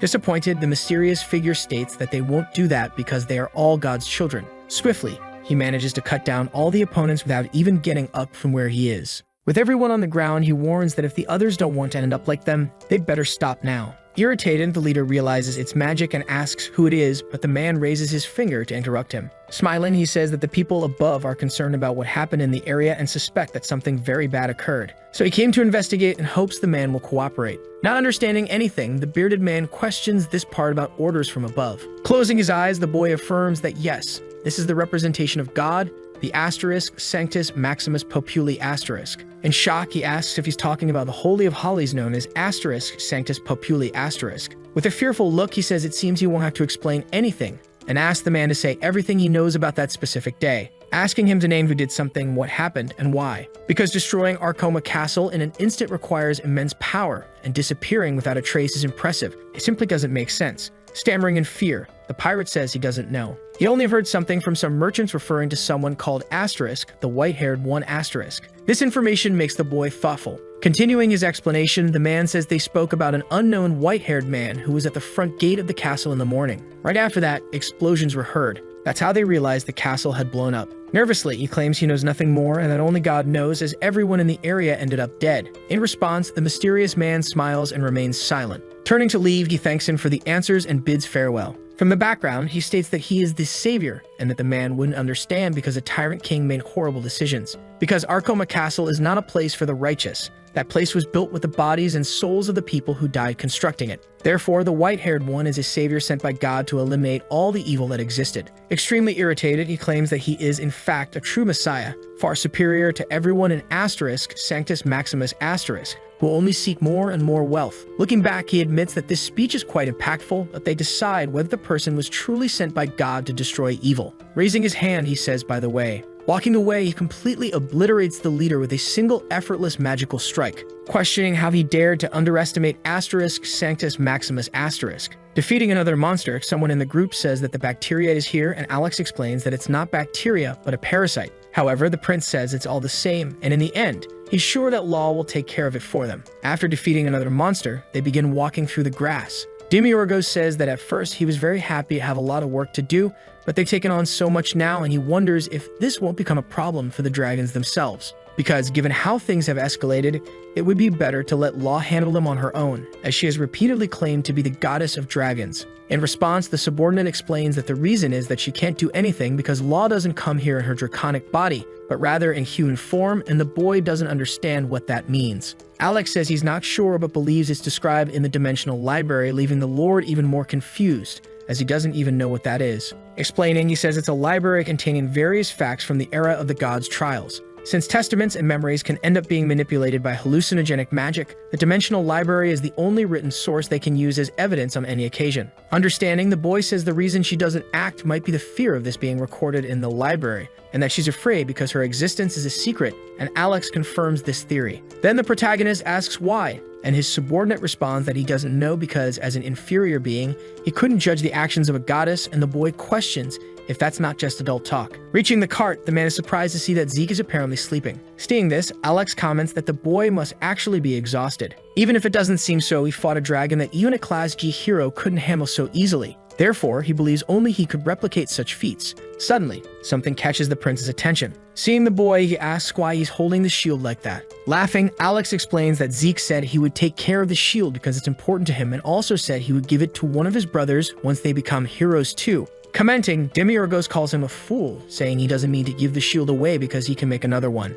Cutting the conversation short, Alex tells them to place the boy in the carriage, but not to wake him up. A little while later, they start moving in the carriage. He then asks if it's well secured, referring to Zeke's stitched legs and arms. He comments that he thought the underworld doctors would do a sloppy job, but admits they did it quite well. Laughing, Alex remarks that to remove something, you need to know how to put it back, and he's sure they practiced this on countless human bodies. Changing the subject, the prince asks if Alex thinks the boy could be recognized as a hero, perhaps like a rank D since he has a good sense of responsibility, and wonders if he'd do well. Laughing heartily, his subordinate warns him not to jinx it because words have power. He jokes that if that happens 20 years from now, Alex and Zeke might end up fighting each other. Blushing, the boy asks why, and Alex, irritated, responds it's because he's the Demon King. But pretending to be knave, Zeke says he's just the hero's companion. Switching to a serious tone, Alex asks if Zeke would become the savior if that happens, then bursts into laughter. His subordinate comments that it's impossible unless Zeke is from the Zero generation, which leaves Demiurgos confused again since he knows nothing about how the surface world works.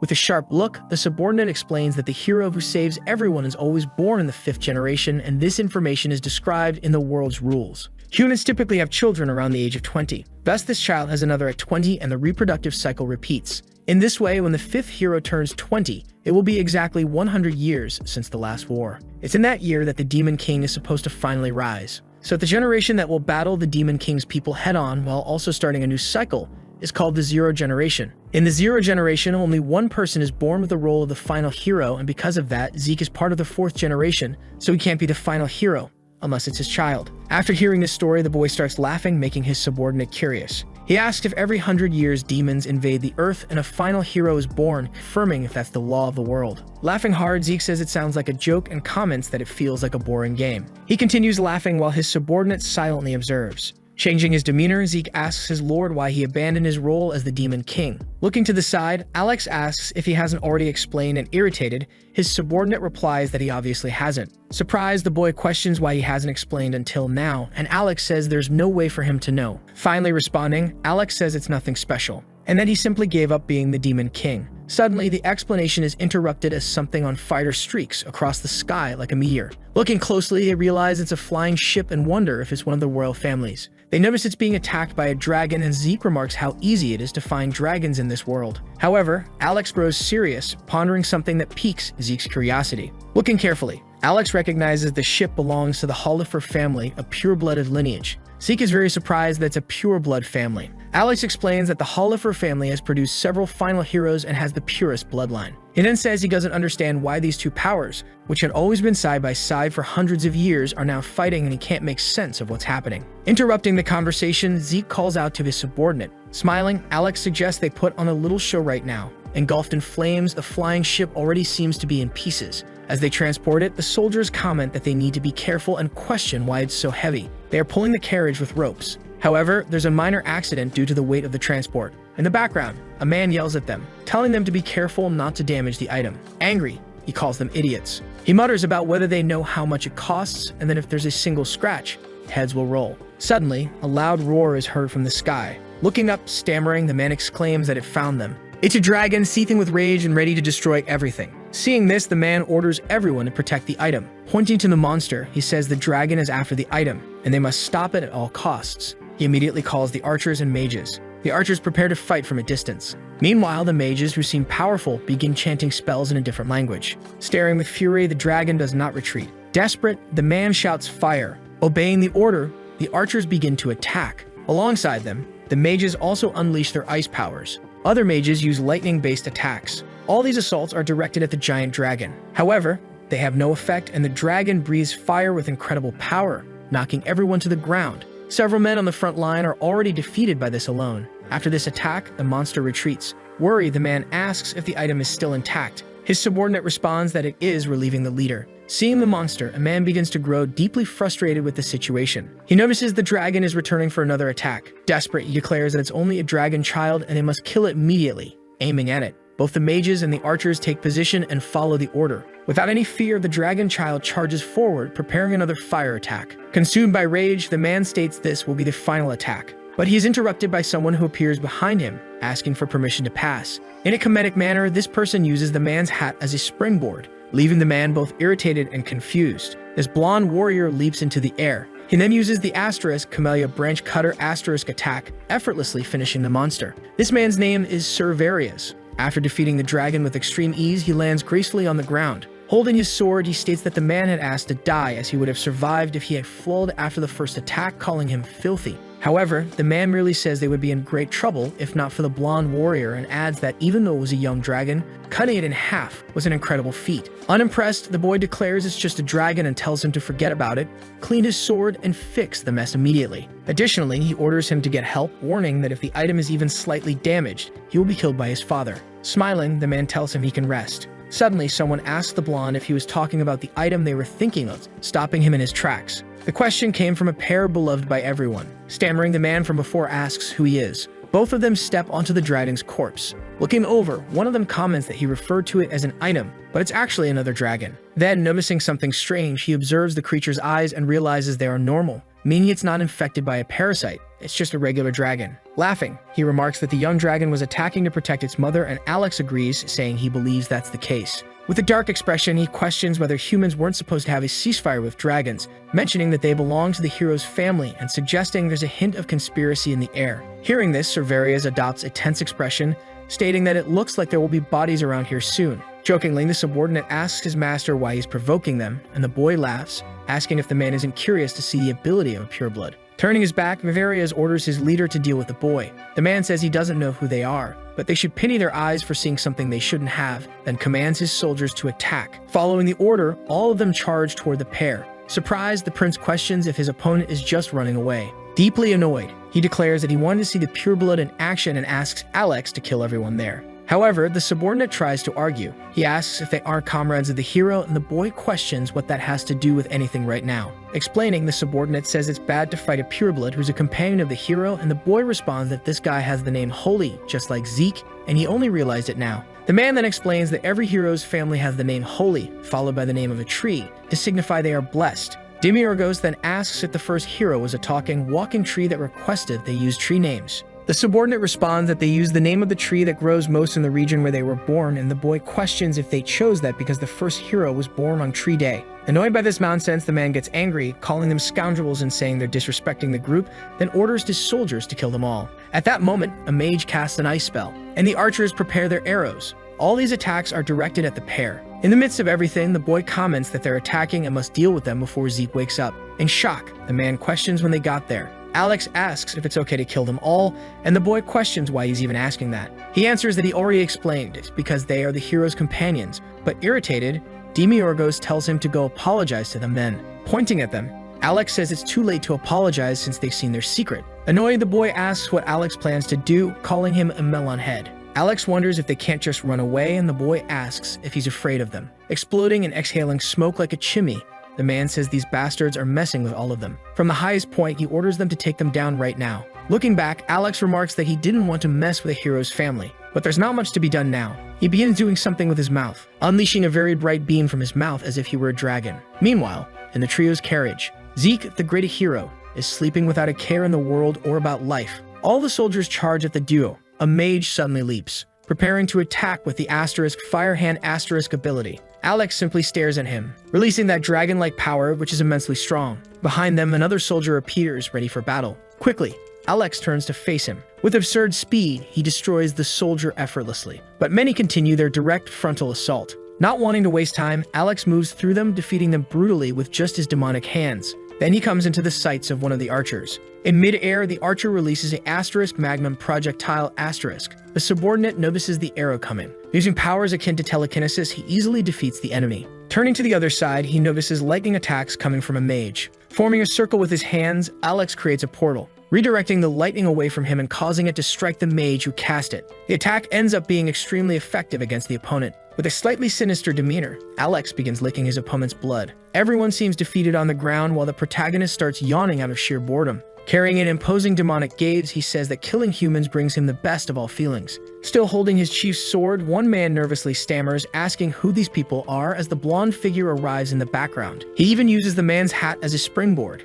Heading toward the subordinate, the blonde uses the asterisk potent slash of Camellia Branch's asterisk ability, causing massive destruction in the area with just his sword skills. The impact is strong enough to shatter the entire ground. Then he stomps firmly on the floor. Various parts of the ground crack and a lot of smoke surrounds him. Someone yells, warning that the blonde is causing chaos and should be more careful. He turns to see where the voice is coming from. Looking up, he spots the duo standing calmly. Surprised, the man questions who they are, wondering how they managed to kill soldiers of the family so easily and dodge his sword. Then he asks if they belong to the bloodline of another family. Responding, the demon prince says he's wrong and asks if he thinks all powerful beings are like this because of pure blood, telling him to think harder. With a sharp look, the man asks if they're dragons, but he quickly says it doesn't matter now. Preparing to attack, he says all he needs to do is kill them. In response, the protagonist smiles, questioning the blonde about the idea of killing him. With a demeanor of extreme confidence, he declares that the blonde won't even come close to scratching him. However, at the moment his opponent saw the smile on God's face, something awakened inside his body. Quickly, he feels something strange happening. Then he screams as if it were some uncontrollable power. Extremely surprised, Alex wonders if it's already happening. Cerverius seems more powerful than ever, surrounded by a strong and commanding aura. A little farther away, a man grows concerned about his chief. The power is so immense that the stones around them begin to float. Varius has a completely different appearance, carrying an uncontrollable expression of rage. Surprised, the boy questions if Varius got all mad just to show off. Suddenly, Varius leaps forward, landing in front of the prince without any difficulty, staring at him with a completely animalistic and unfiltered gaze. A little impressed, the prince analyzes him and asks if he's changed a bit too. Overcome with rage, the blonde prepares for his frontal attack, delivering multiple sword slashes at an incredible speed. However, the boy manages to dodge and move to another place. He says that the blonde is too slow and should try moving faster. Otherwise, he'll end up sleeping instead of dying. But his subordinate calls in from his side. Smiling, the man says it's time for them to leave, leaving the boy extremely confused. Saying that things were just getting interesting, the boy asks why he ruined his fun and wonders if he's afraid of the hero. In response, the man admits that he is a little afraid of him while regenerating his arm. Seeing this happen in front of him, the boy asks what it is and comments that it's disgusting. Not giving time to talk, Varius charges forward with all his might. Getting close to the demon, he uses the asterisk breaker asterisk ability. However, the boy says his subordinate can't fool his eyes and insists that he clearly has the ability to kill this guy. He questions why he's hesitating. Once again, the blonde attempts another powerful strike with his sword, hitting the ground and everything around it. Effortlessly dodging the attack, the protagonist comments that he already mentioned this before. Smiling, he says it's impossible. The blonde will even manage to touch a single strand of his white hair. In his left hand, he conjures some sort of sword. Attempting multiple strikes at the boy, he asks if he has pure blood. Quickly, the protagonist moves backward. He continues dodging with ease, asking if he looks like someone with pure blood. All these strikes are extremely powerful and create a deafening noise. Then, Demiurgos begins to speak. He says this is boring and that he thought it would be a good fight because the opponent is from the last hero's lineage, but he's nothing more than a weakling. He declares it's taking too long to kill him and that those who died at his hands were nothing but futile beings. At that moment, the boy stops retreating and plants his feet firmly, preparing for a counterattack. Activating the asterisk guillotine of Doom asterisk ability. His eyes turn completely red and his face takes on a savage look. However, Alex notices something happening, deciding to intervene in his master's ability, while the blonde uses the asterisk intertwining vines of Camellia asterisk ability, completely piercing the long-haired man. In shock, the protagonist questions what he's doing. Suddenly, he spits something toward the blonde. It's some kind of purple liquid, which instantly brings the man back to his senses. After that, he collapses, hitting his head hard on the rock. Seeing this pathetic scene, the boy asks if his subordinate chose to incapacitate the opponent instead of killing him. He questions what he's doing, because the man was avoiding him just moments ago out of fear, but now he blocked an attack to save the blonde. Extremely confused, he demands an explanation, asking why he did it. In response, the subordinate apologizes to his master and says he wasn't worried about the opponent.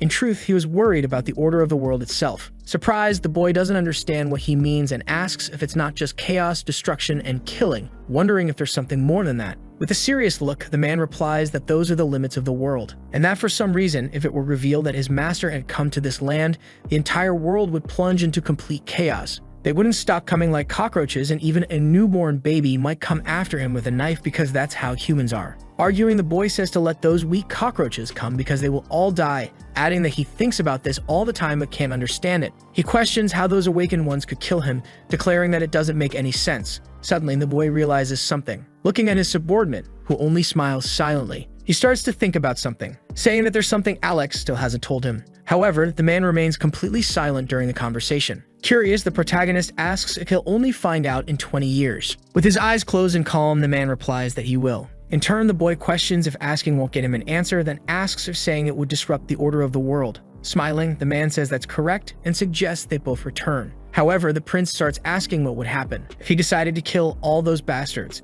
With a demonic gaze, he says that the way Alex talks about this order makes him want to destroy it and asks if breaking it would cause some god to come and stop him. In response, Alex says he doesn't know what would happen, to be honest, but he knows one thing. The boy's dream of being in the top 2% of society will remain a dream because he needs to destroy all the heroes in the world, and after that, destroy the world itself to achieve it. So if his idea isn't to become the Demon King, he won't succeed, because doing so would make him the greatest Demon King of all. With a mocking expression, Alex asks if it's a good idea to keep attacking humans before the final hero is even born. Preparing to flick the blonde man on the head, he says he'll handle it himself and tells his master to rest, but the boy says no. Climbing onto his subordinate, the boy remarks that Alex is an old man who doesn't even get his jokes, stating that this war and the demon realm have nothing to do with him, and that it's time for both of them to act. He suggests they leave the blonde man in this state, without moving a hair, and just leave, asking Alex to open a portal. Soon a portal is opened for their transport. With one foot in the portal, the boy asks Alex if he isn't coming too.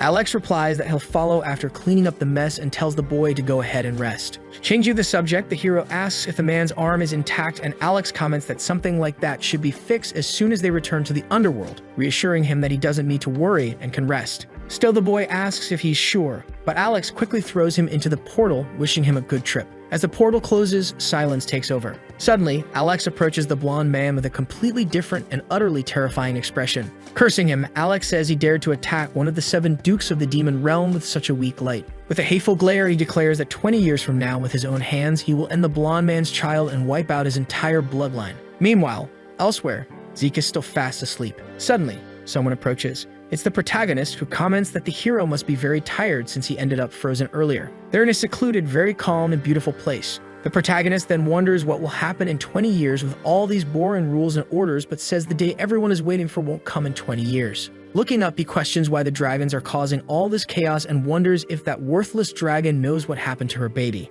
Appearing in the sky, a woman asks if that worthless dragon is her. In front of the protagonist stands Law, the Queen of Dragons. Looking at the woman, he sincerely responds that yes, she is the one he was referring to. He then asks if she's been watching them all this time. Responding, the woman says she placed a feather on him, and the boy asks if she actually means a scale. Pointing to the side, he says that if she wants to make a formal complaint, he can act as a witness. The woman asks if he would really do that, which confuses the boy. Smiling, she remarks how funny it is for the Demon King to act as a witness for something. She jokes, saying he'd say something like, "Hi, I'm the Demon King. I'm stopping the hero who broke the treaty with the dragons," then asks if anyone would believe it. However, the boy says assuming all demons are bad is wrong, and the woman reminds him that his kind always comes to the world to destroy everything every 100 years. Quickly, he changes his mind and admits she's right, then wonders aloud why they always keep coming back and questions if they couldn't just live in the underworld. Confused, she says she doesn't understand the question and admits she never expected it to come from the Demon King himself. Scratching his nose, he curses her and tells her to shut up,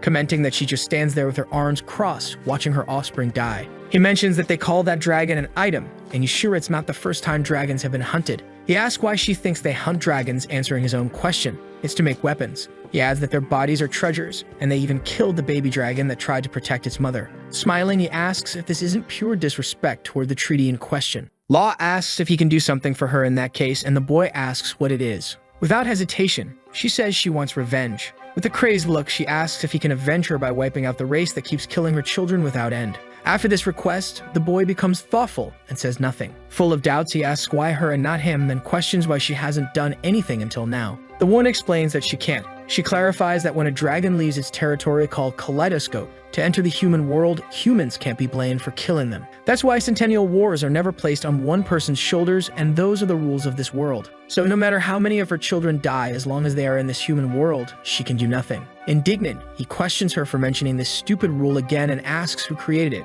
Suddenly, both feel a powerful energy. The ground begins to completely crumble. Looking at his hand, he notices it's his own blood and asks what kind of absurd pressure this is. With a very serious expression, the woman says this is the rule. She explains the limits of the world in which she and he live. However, the boy says that first she talks about nonsensical things like these rules and laws, and then he questions the mention of executors she just brought up. Looking at the protagonist, something about him catches Law's attention. Deeply irritated, he says that's enough and curses everyone, calling them bastards. He remarks that if they're so powerful, they should govern the world themselves. But instead, they create rules and laws and expect no one to ask questions. Amused, she begins to laugh and says she managed to endure all of this in a human body, and even though he's a bit strange, in the end, every Demon King is always the same. Demiurgos warns her to be careful how she speaks to him and calls her trash. Curious, she asks the boy why he gave up becoming the Demon King. Smiling, she admits she's very excited and notes that he's the first Demon King to abandon his throne in the last 666 centuries. She comments that she's certain the executors are freaking out right now and that he has already broken the rules.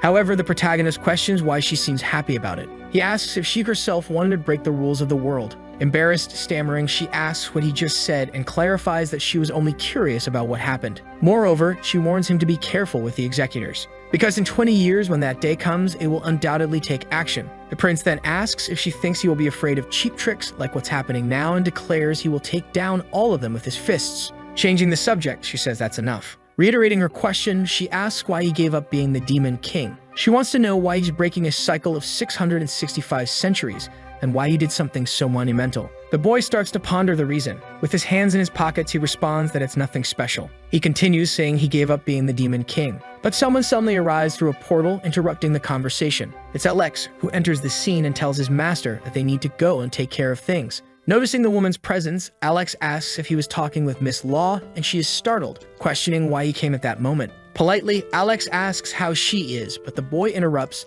telling him to open a portal so they can go home. Annoyed, she demands he finish the conversation and disappear after that since he hasn't told her the reason yet. Going to lie down, the boy says he'll tell her later and for her to take care of things now. However, she calls out to the Demon King, who is lying beside Zeke at the moment. With a changed expression, she says that even if he doesn't take revenge, she asks him to expose the bastards to the world, as there must be countless heroes involved. She notes that many children are being killed, and that even though it's in the human world, it could jeopardize the treaty, suggesting that perhaps the extremist actions stem from this. Raising his arm, the boy says something 3 times, leaving the woman quite confused. Excited, he says this time's more complicated, and that he wants triple what was agreed upon in the contract. Irritated, she calls him a second-rate demon, and lying on the cart, he claims to be first-rate, adding that if her children are old, she could let them hunt humans. Despite her frustration, she agrees, saying she'll pay and asks if he's happy with that. Sweetly, he thanks her, calling her a dear client. Pointing her index finger at the hero, she casts a spell. Receiving it, he is shocked, asking what it is. Explaining, she says it's magic to help conceal his demonic aura, so it shouldn't be a problem for him now.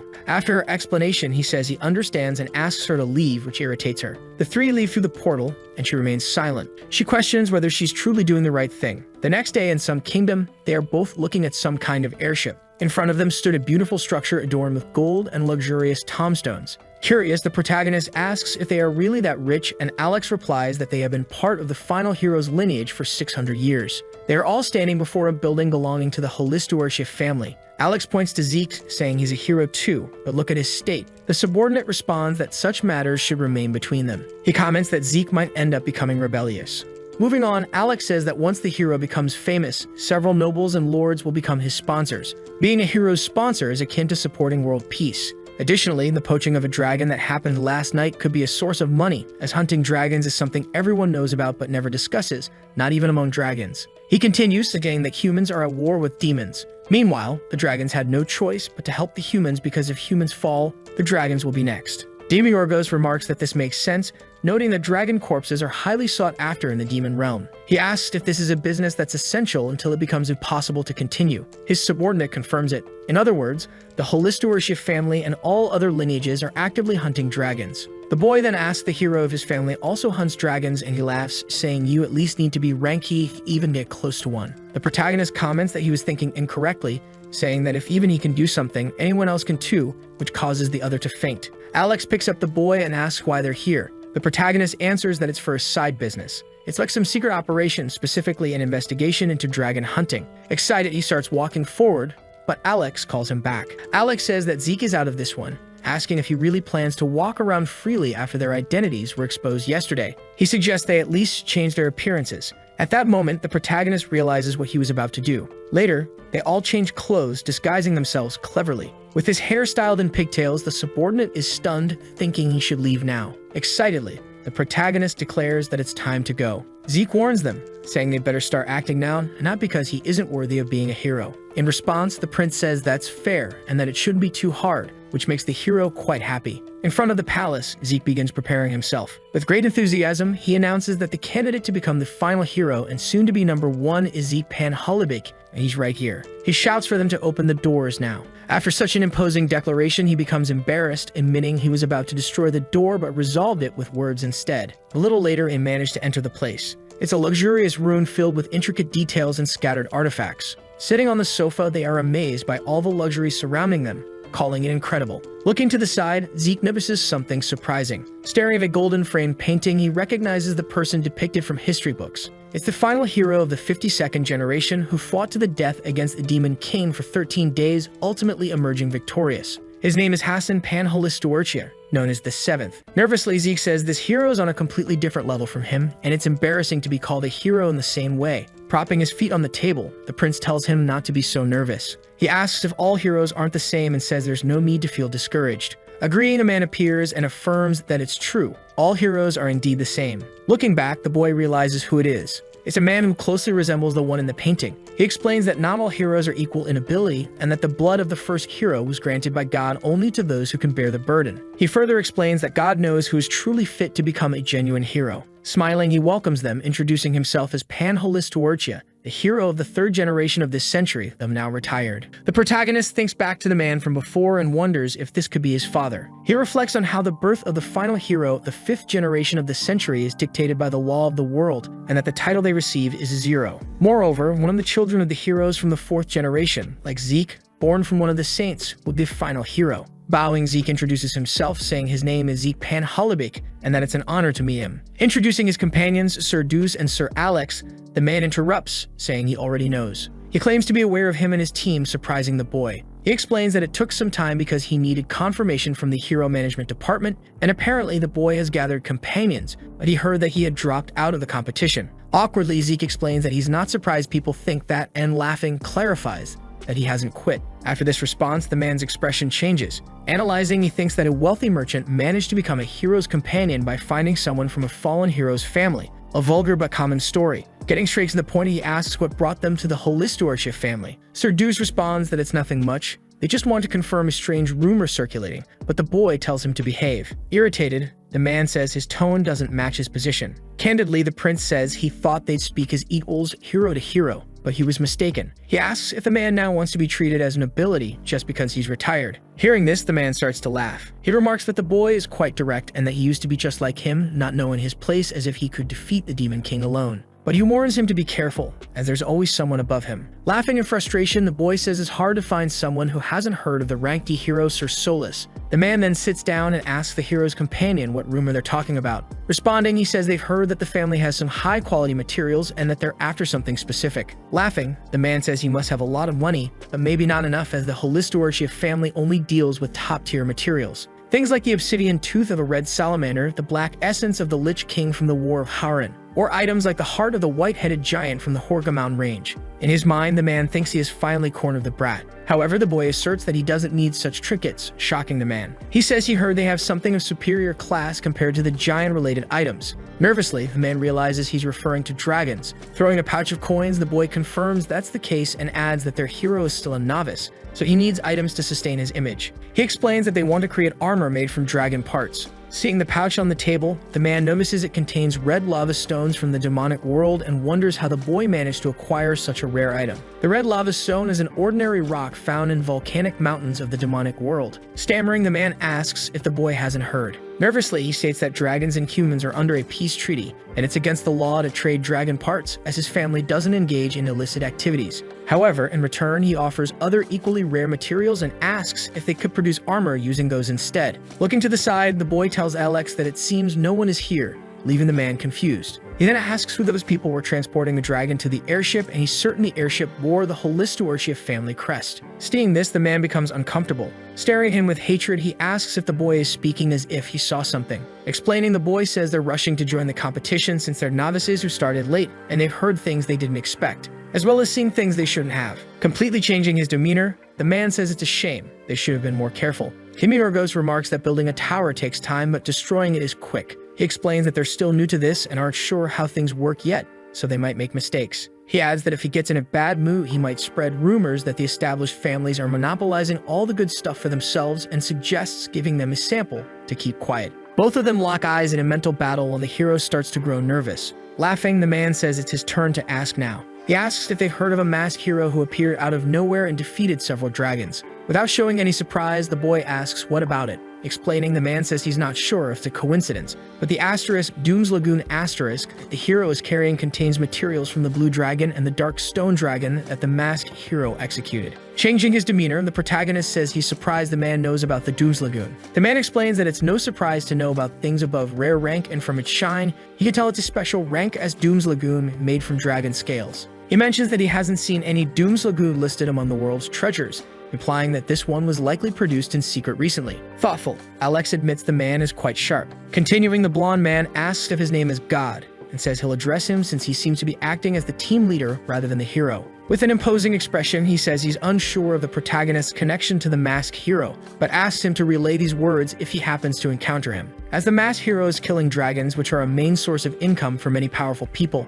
those individuals are suffering. Hearing this, the prince remains silent. The man continues, stating that some of the top members of the involved clans are soon going to gather to eliminate the masked hero and anyone associated with him. Smiling, he says that a treasure like the Doom's Lagoon shouldn't be in the hands of a rank F family from the countryside. He concludes that the number of legendary items needs to be managed properly, and this applies to both equipment and people, as rarity equals value. As if all that weren't enough, standing up, the man says he's not sure where he heard such a baseless rumor, but a prestigious family like his does not deal in illicit materials such as dragon parts. He adds that if they need the low-rank materials mentioned earlier, which suit their group well, they can come anytime, though he's busy at the moment. After saying this, the man begins to leave the room with a hateful expression. Watching this, the boy stays silent while the hero looks astonished. Outside, the protagonist asks if all heroes are like this. He says it feels strange coming from him, that guy seemed like a jerk, and the hero agrees. Thoughtfully, the boy begins to recap the situation. The bloodline families are working together so they can hunt dragons and monopolize the materials.